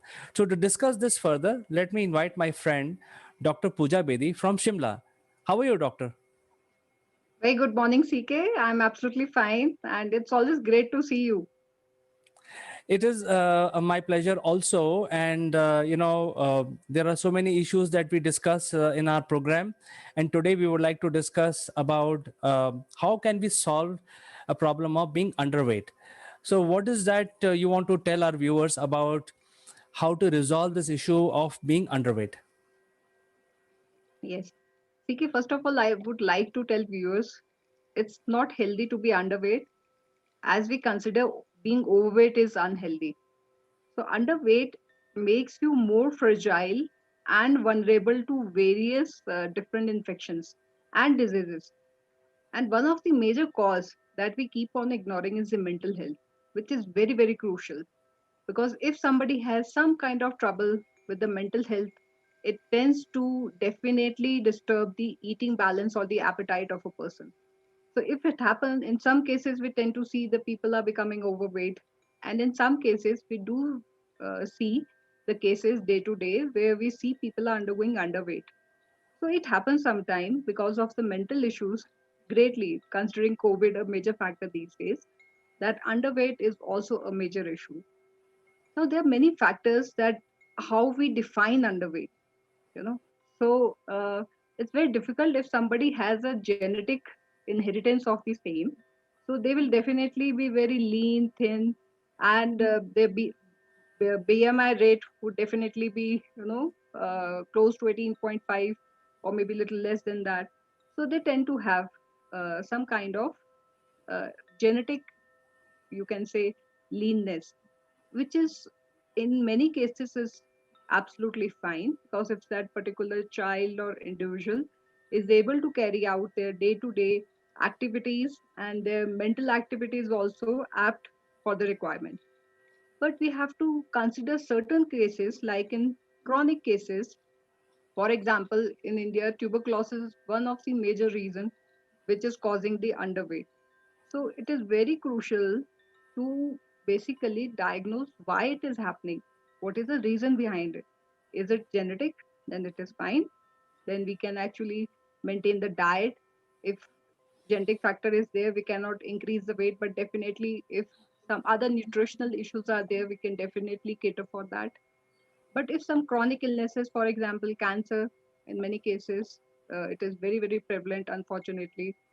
But like some cases in tuberculosis, where many people tend to, you know, lose their weight. So in those cases, a well-guided diet chart and the medication can actually help a lot. And I've seen it myself, where a person had come to me with the abdominal tuberculosis, bubble tuberculosis, and this particular child was 12 years old, and she improved dramatically after the medication of 6 months with a very, detailed diet chart that we had planned for her. So it's so highly recommended that chronic disorders are to be ruled out. Uh, if somebody has a physical activity to a greater extent, they tend not to gain weight, which is absolutely fine if the dietary intake is fine. And if they are doing athletic activity, we should not much be concerned. But these are the reasons that why the underweight situation comes. Now, what happens when it happens? So, if there is sudden weight loss, like in tuberculosis cases, or anything to do with the intestinal disorders, so we tend to see that people tend to lose weight. But then what happens, so you'll see these particular kind of population, let's say kids, or maybe a little elder age group, they tend to have a fragile bone, so they are more prone or vulnerable to fractures. So this is one of the things that can indicate that we have to cater for the weight issue in these cases. You'll see they tend to fall sick very easily. The hair loss is very prevalent. So, and there are many other factors, but just to mention few which are very much prevalent. So one can see if the weight is very much less for the age, height, and many other factors. And along with these symptoms that are and the signs that I have mentioned, so they definitely need to cater for the underweight for sure. Well, being lower in weight is not a bad thing actually, and now people are so aware that they keep watching their BMI. And in our previous program, also we mentioned about how to check your BMI. Uh, but at the same time, there could be little ignorance among people. Do you have a advice when they should feel worrisome about weight loss? Because if you are very happy, for example, if I'm losing my weight, I should be very happy that I'm maintaining my weight and I continuously keep losing. But when is the time when I crosses a threshold, I should be worried? That's a very apt question, CK, I must say. See, the first thing is, if we are losing weight or somebody is losing weight, if it is intentional, under a very good diet plan, and under the very good gym instructor, or you yourself is aware that I'm losing weight and it is not affecting my mental and physical activity, it is absolutely fine. But I don't highly recommend people to go into size zero or become so thin that you become prone to diseases. So that is not recommended at all. So when a person should be seeing a doctor, this is a question. The first is when you feel like I'm very tired after going to a gym for 2 hours, having the six packs, but you feel very tired. And in other cases also, otherwise also, people who are not into much of physical activity, they tend to feel tired. They avoid socialization. That is a very clear indicator for mental illness, which can be cause of one of the reasons for the weight loss. So, uh, if somebody is feeling fatigue, is not able to carry the physical activity, and is not responding as mentally active as he or she should be responding or was responding earlier. So these are few indicators. They can be changed in the sleep pattern as well. The socialization you will see will decrease a lot. So these are all the indicators that we should be seeing a doctor. And if I have to just raise a very common indicator is the hair loss, to be very frank. So people who are actually undergoing this issue of hair loss and their weight loss is also there along with it, or they're on a thinner side, they must see a doctor or a good dietitian. Great, doctor. In fact, there is also a big confusion being among the people, by and large, at least 50 to 60% people that they sort of correlate weight loss with being anemic. Is there any relationship between weight loss and being anemic? Yes, it is there. But see, if, as I mentioned, if somebody is genetically having this process of leanness or thinness, it is absolutely fine. So they are, I suppose, not anemic for sure. But if somebody is abruptly losing weight, so they obviously tend to undergo anemia as well, and the other sign and symptoms as well. So yes, anemia is definitely related to weight loss, but not in all the cases. We have to separate the cases from the genetic ones and the ones who are losing the weight because of any chronic illness. As I mentioned in tuberculosis as well, people tend to lose weight. And in mental cases where people are taking less of the diet in some cases, so obviously they will become anemic as well. So yes, it is related, but you have to cater for different set of population in a different manner. And in some cases, weight loss may not be related to anemia at all. So, having identified that some individual is losing weight, are there any natural therapies available if somebody is not comfortable going to a doctor but they want to be at home, and especially now in COVID time, is there something they can do at home to improve their situation? Yes, it's a very good question. How to overcome it, So ultimately, if somebody is looking for weight gain, so I would like to add one point, CK, prior to it. If you look at the younger generation, they are into drugs habit, steroid intake, and all these kind of things are provided in certain gyms as well, just to gain the weight. So this is really bad. There might be some instant weight gain, but ultimately it is going to end up in a you know in some other drastic disease, which is bad. So I'll highly recommend to youngsters specifically who are on the leaner side and want to gain weight to please not to go for the shortcuts. Okay, for example, steroids and drugs, they are really bad. So please don't go for it. Now, coming to the main part of the question, how to improve. First is you have to calculate your BMI. So go for a BMI calculator. Please calculate BMI. Check where you're standing. If it is on a very thinner side, then yes, diet portion is to be maintained in a very smart manner. One is required to undergo frequent diets. I'm not saying have a fleshed meal every 5 times. No, it is not recommended. But have a frequent small portions of meal, which are rich in carbs as well as in protein. So the muscle mass is also increasing gradually. So diet is definitely one of the factors. And one of the easy way is to actually, and very hygienic, just to have bananas with a glass of milk. It helps a lot.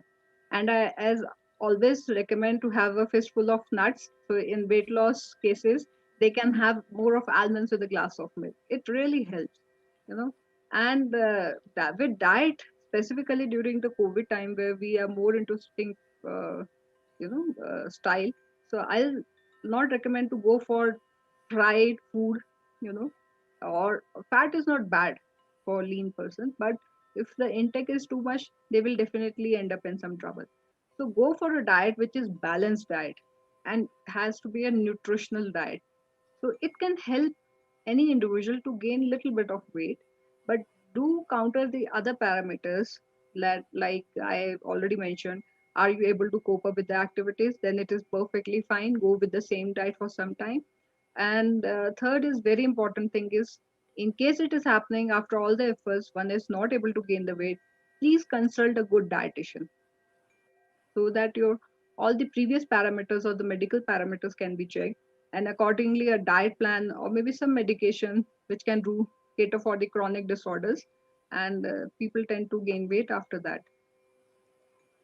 Well, doctor, there are so many different friends I have, and both men and women, and some of them are very thin and slim. And when we meet and socialize, we always say, "Hey, you are so slim and you don't need anything."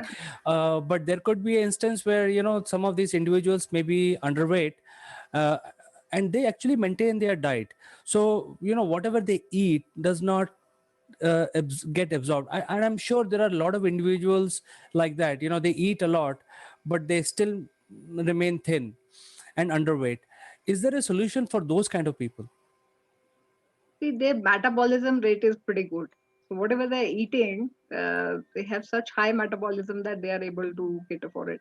But unless and until, as I recommended, if somebody is not having any physical or mental parameters coming up, it is absolutely fine to go with the same diet. And if they are on the leaner side, I don't recommend people at the age of 50 to try to look at what they were looking at the age of 16. It cannot happen. Even if it happens, then your bones are gone or the muscle is gone completely. So it all depends on the person's capability, how they're catering for it.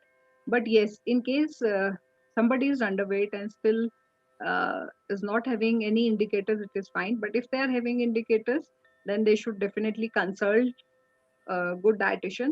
But I think it can be resolved on their own. It's not a very major issue which cannot be resolved on their own. All you have to do is to please check for your BMI. Where are you standing exactly? Try to monitor the diet. Have a good protein and carb rich diet.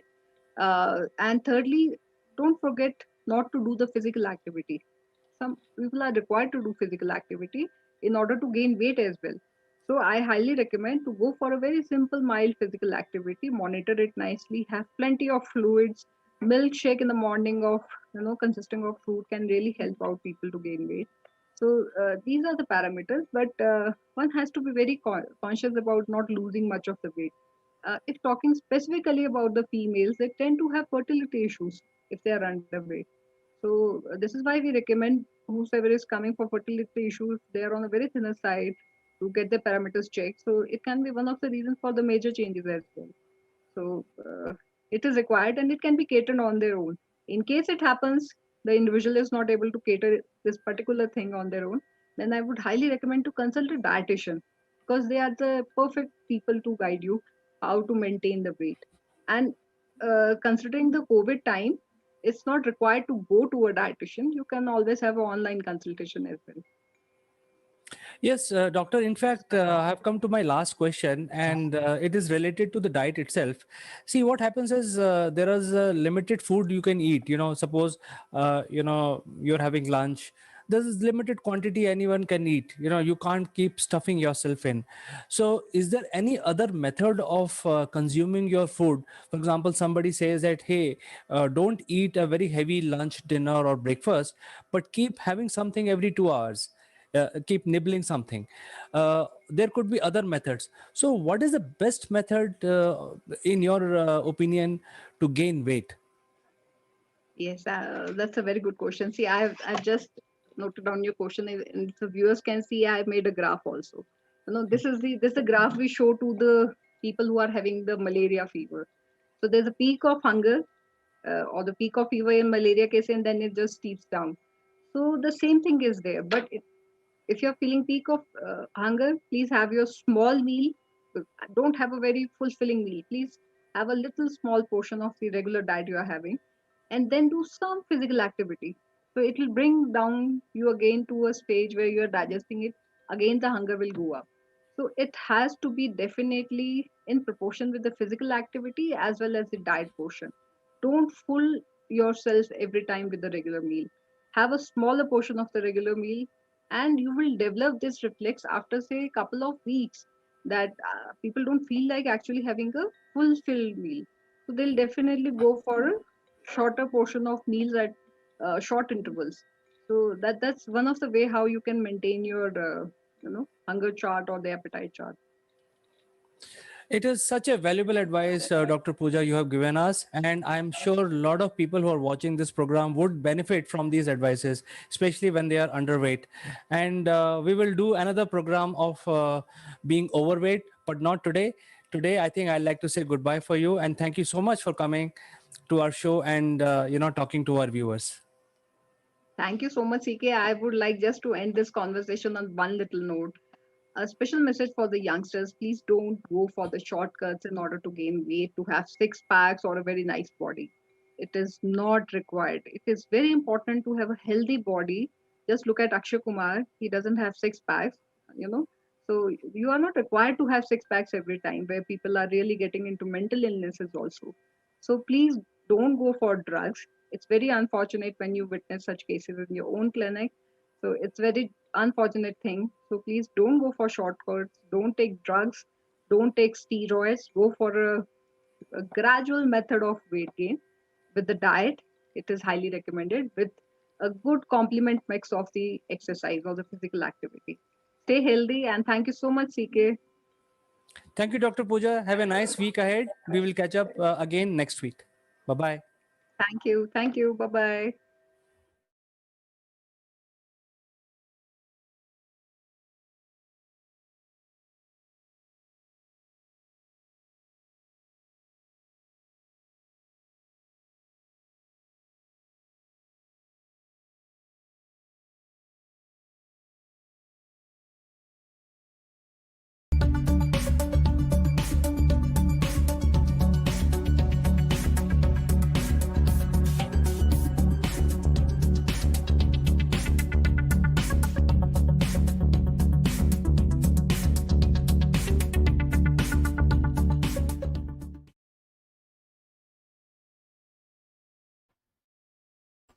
Hello, welcome to Akulmach Live. I'm Kanchan Verma, and today in this episode, you know that we take you to places, and they are beautiful places of the world. And today also we are taking you to a very wonderful place of the world, which is Patliputra, or we also call Patna in modern times. And to discuss about, to tell us about this particular city, we have Mr. Sitesh Srivastava, who is a very die-hard traveler. He is closely associated with radio broadcasting, and also he's an IT professional. So let's welcome him.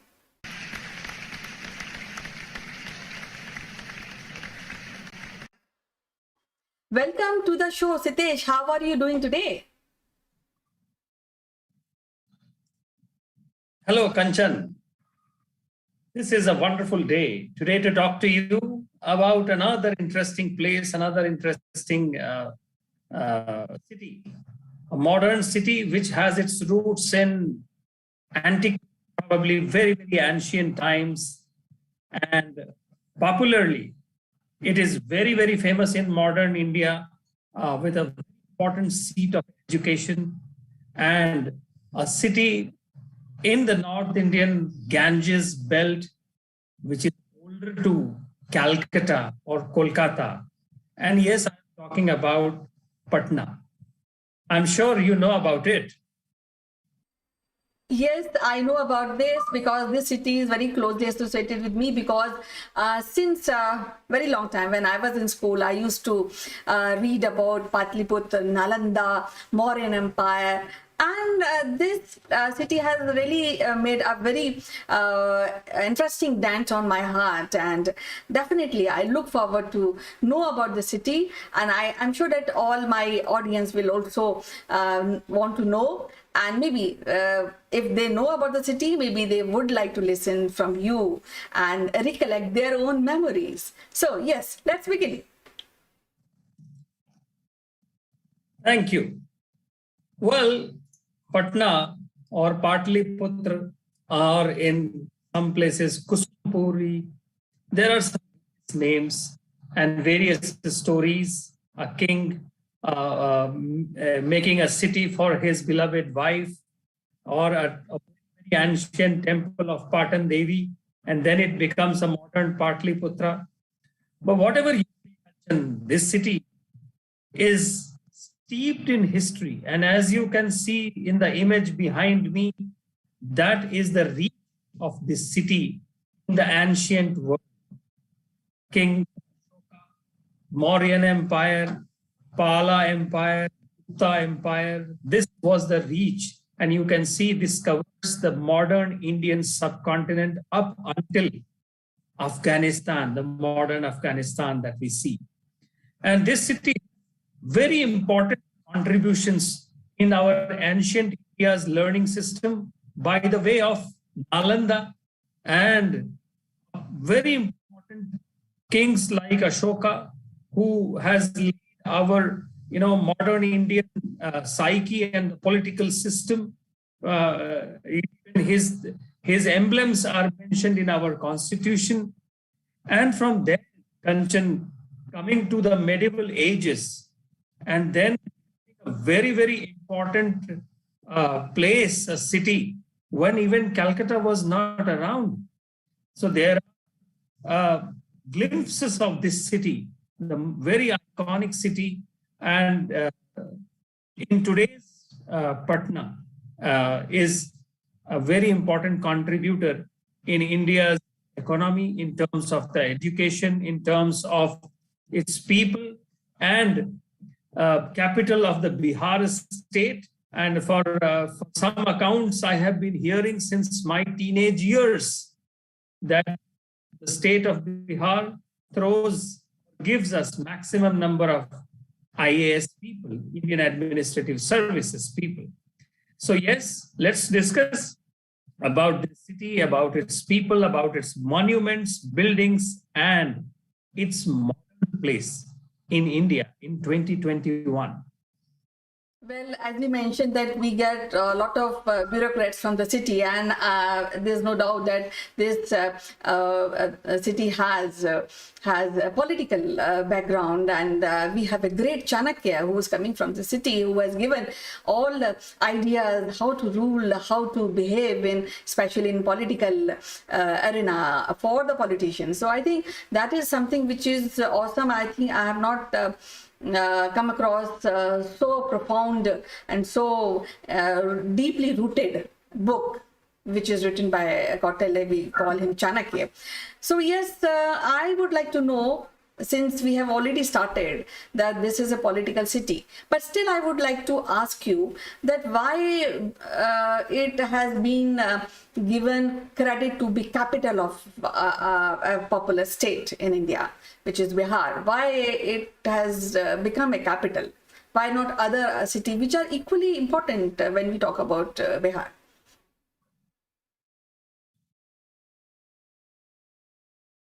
Kanchan, let me take you to somewhere in the 1500, year 1560, 1550, when the Mughal Empire was taking establishment in this Indian subcontinent.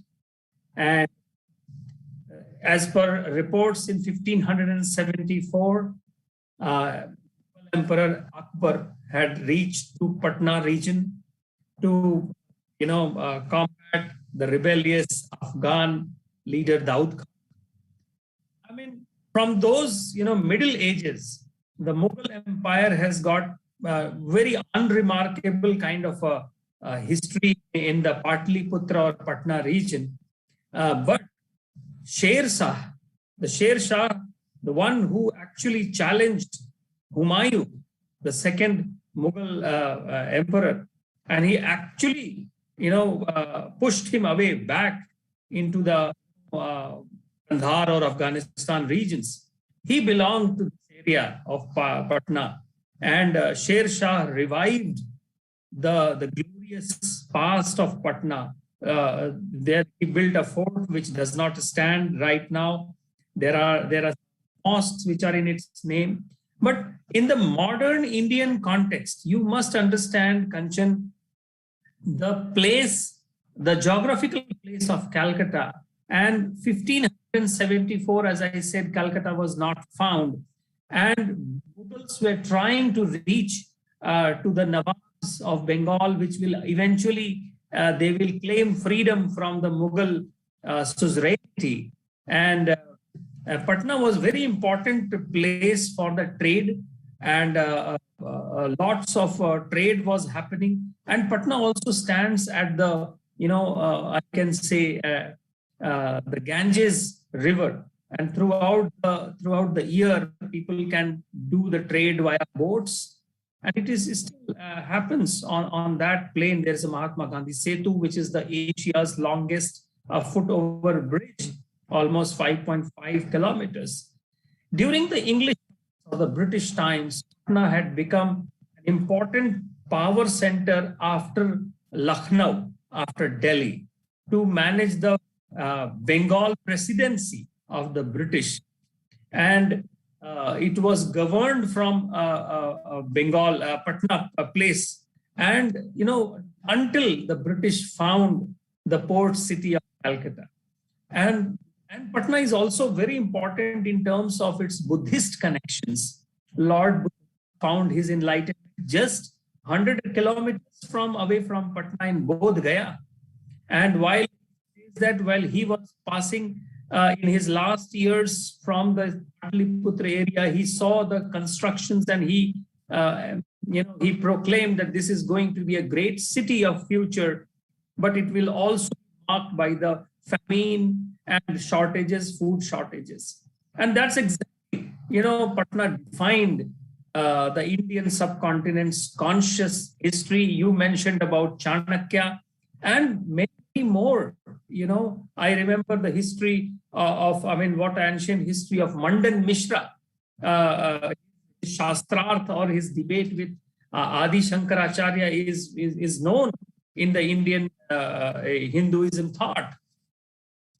And Patna, in the modern context after independence, Kanchan, Patna has evolved as a city which is the seat of the Bihar state.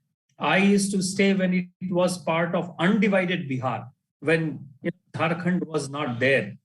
And I have seen some of the glorious parts of Patna, and I can tell you today, it needs to be revived. It needs to be brought into the national conscious of the youth, what Patna was, what Patna is, and what Patna can be.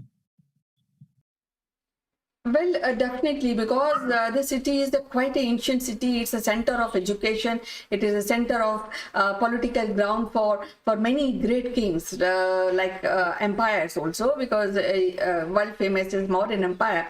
And I think Patna has to be, as you mentioned, it has to be revived. It should be taught, and young people should get the idea that from which culture, from which traditional educational background we have emerged, and how the city has contributed towards making of the modern India. Because as you mentioned that most of the bureaucrats come from the Bihar. So I think we and the policymakers and the planners should think about it, and should give more weightage, more thought processes, and mindshare should be cultivated for Indians to know about this particular city. Now, as you mentioned, this is ancient city, so I would like to now talk to you regarding the art and architecture, the influence of what culture, what kind of art and architecture you really see in this city, Patliputra, Patna. Kanchan, you can see behind me some kind of a semi half egg kind of a structure, which is called Golghar. This is the first time I saw this kind of a structure when I used to stay there. This is actually a granary. I mean, in the 1785-86, there was a famine in Bengal presidency of the erstwhile British India. And the British forces, the British soldiers, for them, the food, this was a storage for the food.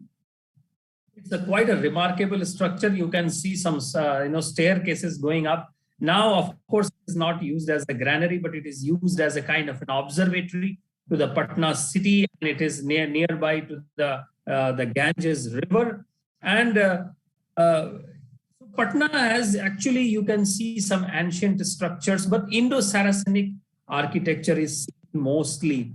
So you can see the British, impact, the impressions of the British, the Buddhist kind of structures, and in the medieval structures in the form of the mosques. And therefore, this walk, stroll in this city gives a very balanced view of what was there in the medieval ages and what was built in the modern British ages and what is now built as a modern city. Now, coming from the culture, very popularly all over India, Bihari culture, Bhojpuri culture, Magadhi culture. So because it was part of Magad, so it's a very, very proud empire system that India had seen. So Magadhi culture, and so it stands in the conscious of Indian, people from Bihar. The Chhath Puja, we all know about that Chhath Puja, very, very culturally conscious, deep-rooted festival. Then we have, Sonpur ka Mela, which is one of the biggest cattle exhibition, trading, fair in the Asian parlance. Nalanda as a university, you stand in Patna, Kanchan, and feel the air of the intelligence, the education that was there in this region, 1,000 years back in Nalanda's times, one of the greatest universities of the old world, which was burned down in the Middle Ages. We lose our cultural heritage, but that somehow remained because, knowledge is written in the books only when it is there in the head. So it has passed on from generations. And, is also the heartbeat of everything that is there for the culture from Bihar, the food, the festival, the people, the closeness to the rural economy, the villages, and, great freedom fighters. Our first president, Dr. Rajendra Prasad, a stalwart like him. In fact, West Bengal's first chief minister, Chandra Ray, was also born in Patna. So Patna also has a lot of Bengali culture influence, which is a favorite cultural affiliation for me. And it's endless. It's endless, interesting, small things, big things, and places of interest to see, mosques and planetarium, biological park, which is called Sanjay Gandhi Biological Park. I don't know why. International airport is called Jai Prakash Narayan International Airport. And Jai Prakash Narayan, of course, many of our viewers would know, was a great freedom fighter and also a politician in the later part of India. And therefore, the eminent, there are a lot of celebrities which are from there in the ancient times, in the independence times, the writers, the authors, and people from high constitutional offices. I can keep on talking about, people who were from Patna, the politicians in the entertainment industry. There are lots of people, and in Shatrughan Sinha, in the sports, we know MS Dhoni, and Sabah Karim was another cricketer. A lot of bureaucrats, business inside from Anil Agarwal, Vedanta Resources, a lot of journalists. So this city is endless, Kanchan. So we must visit. Well, definitely the city has a lot to give, and people should really start taking Patliputra and Patna more seriously. And you just mentioned that Nalanda at once upon a time was burned, but then knowledge was there, so it kept on through the mind share and through the verbal. It kept on going, and still we know what subject are being taught in Nalanda, and we are still in sync with those subjects. But here I think that anybody who is against change or anybody who is against knowledge will do these kind of act, like burning books or destroying buildings and art and architecture of any city. Now, as you know, everybody knows Patna and Patliputra has a long history, and I'm sure that many travelers must have visited the city. So let's talk about how the city demography is placed in this modern time.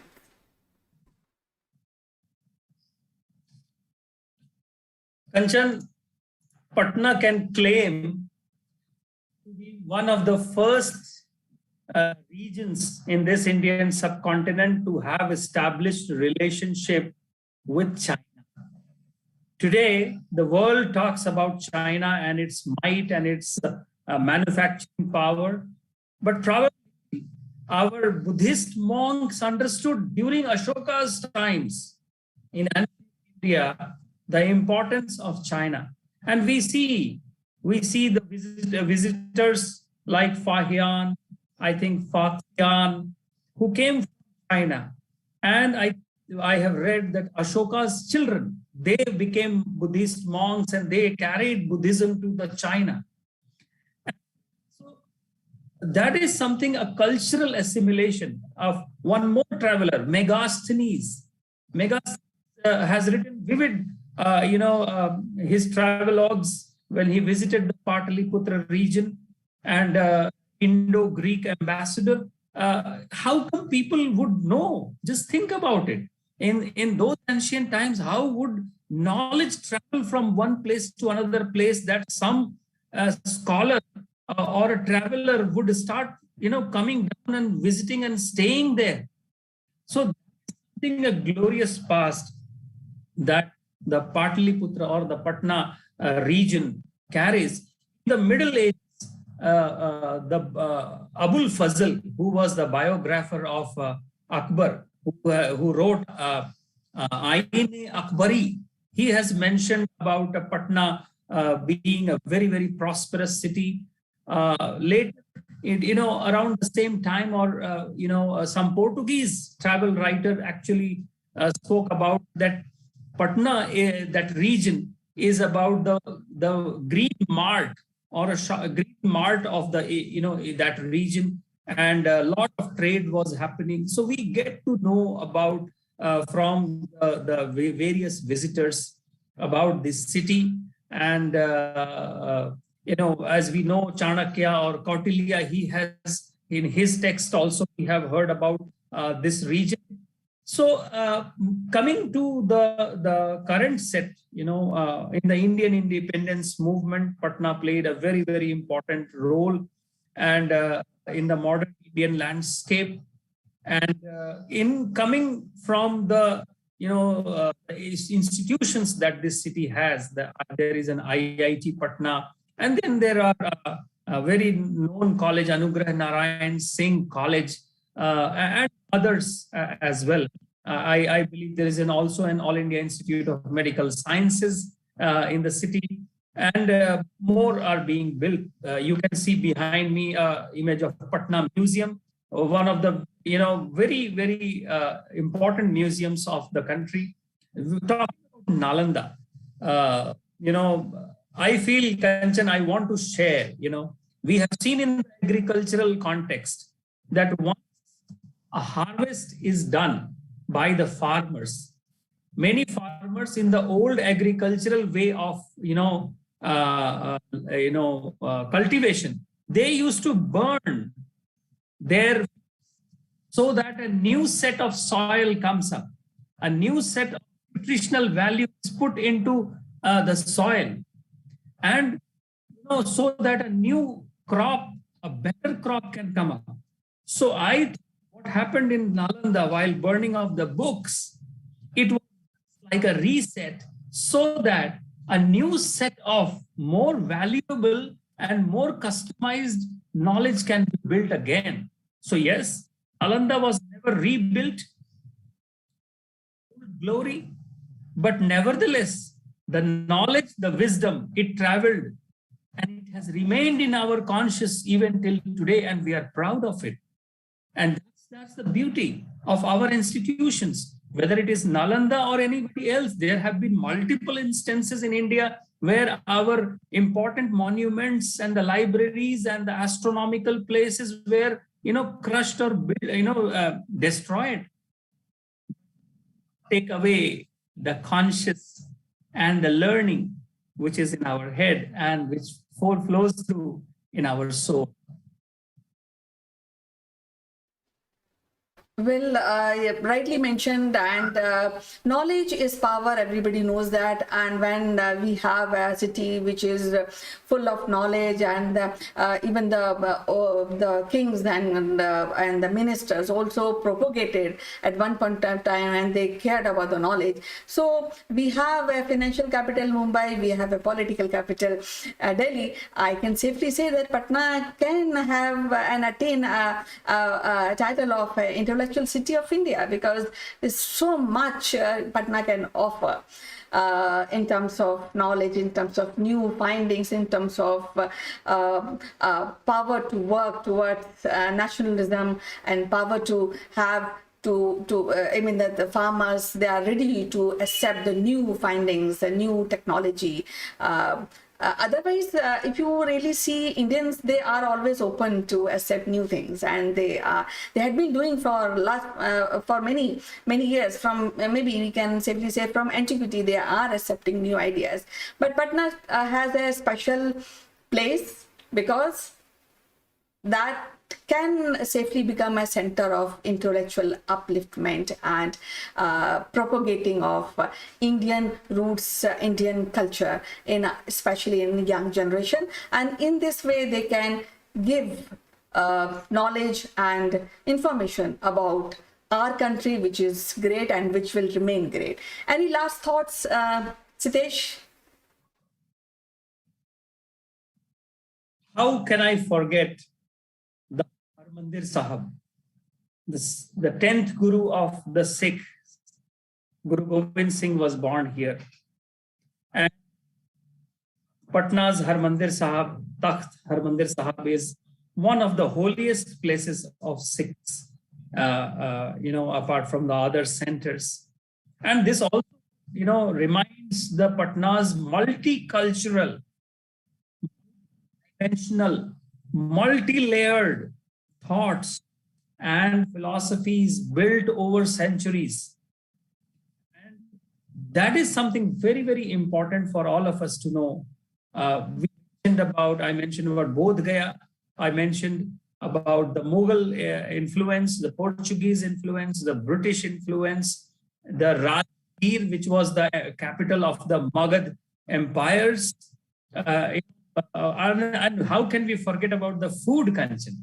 The very specific sweet Rajgir's Khaja.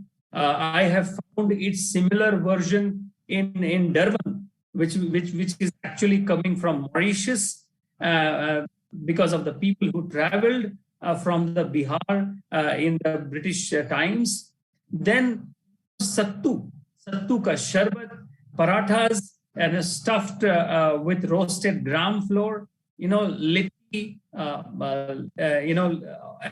and there is curries, but you get all kinds of food in Patna city, very, very, full with energy, full with, people are aware of their cultural heritage, the pride, and I believe the modern young professionals would do much to the Patna city as well as their state.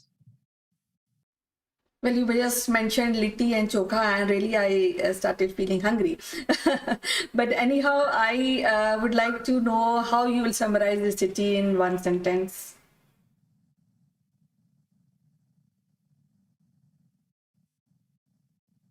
Energy. Full of energy, cultural, food, pride, and being the in the seat of an ancient culture and carrying the soul of ancient India from days, from Ashoka's days, from Kautilya's days, and then is taking it forward towards the Middle Ages of Sher Shah, who actually challenged the Mughal Empire before the British did, and then helping build, a very, very strong part of the modern Indian side, and a city which has a great pride in itself. You meet any person from Bihar, Kanchan, and just ask him about Patna, him or her, you will know. Well, as usual, it is so wonderful to talk to you and know about the city and remember few instances which have a connection with the city. So we'll be meeting again, Sitesh, and we'll discuss another city which will be crucial and interesting for our viewers. Till then, bye-bye and you take care. Thank you, Kanchan. Have a great day.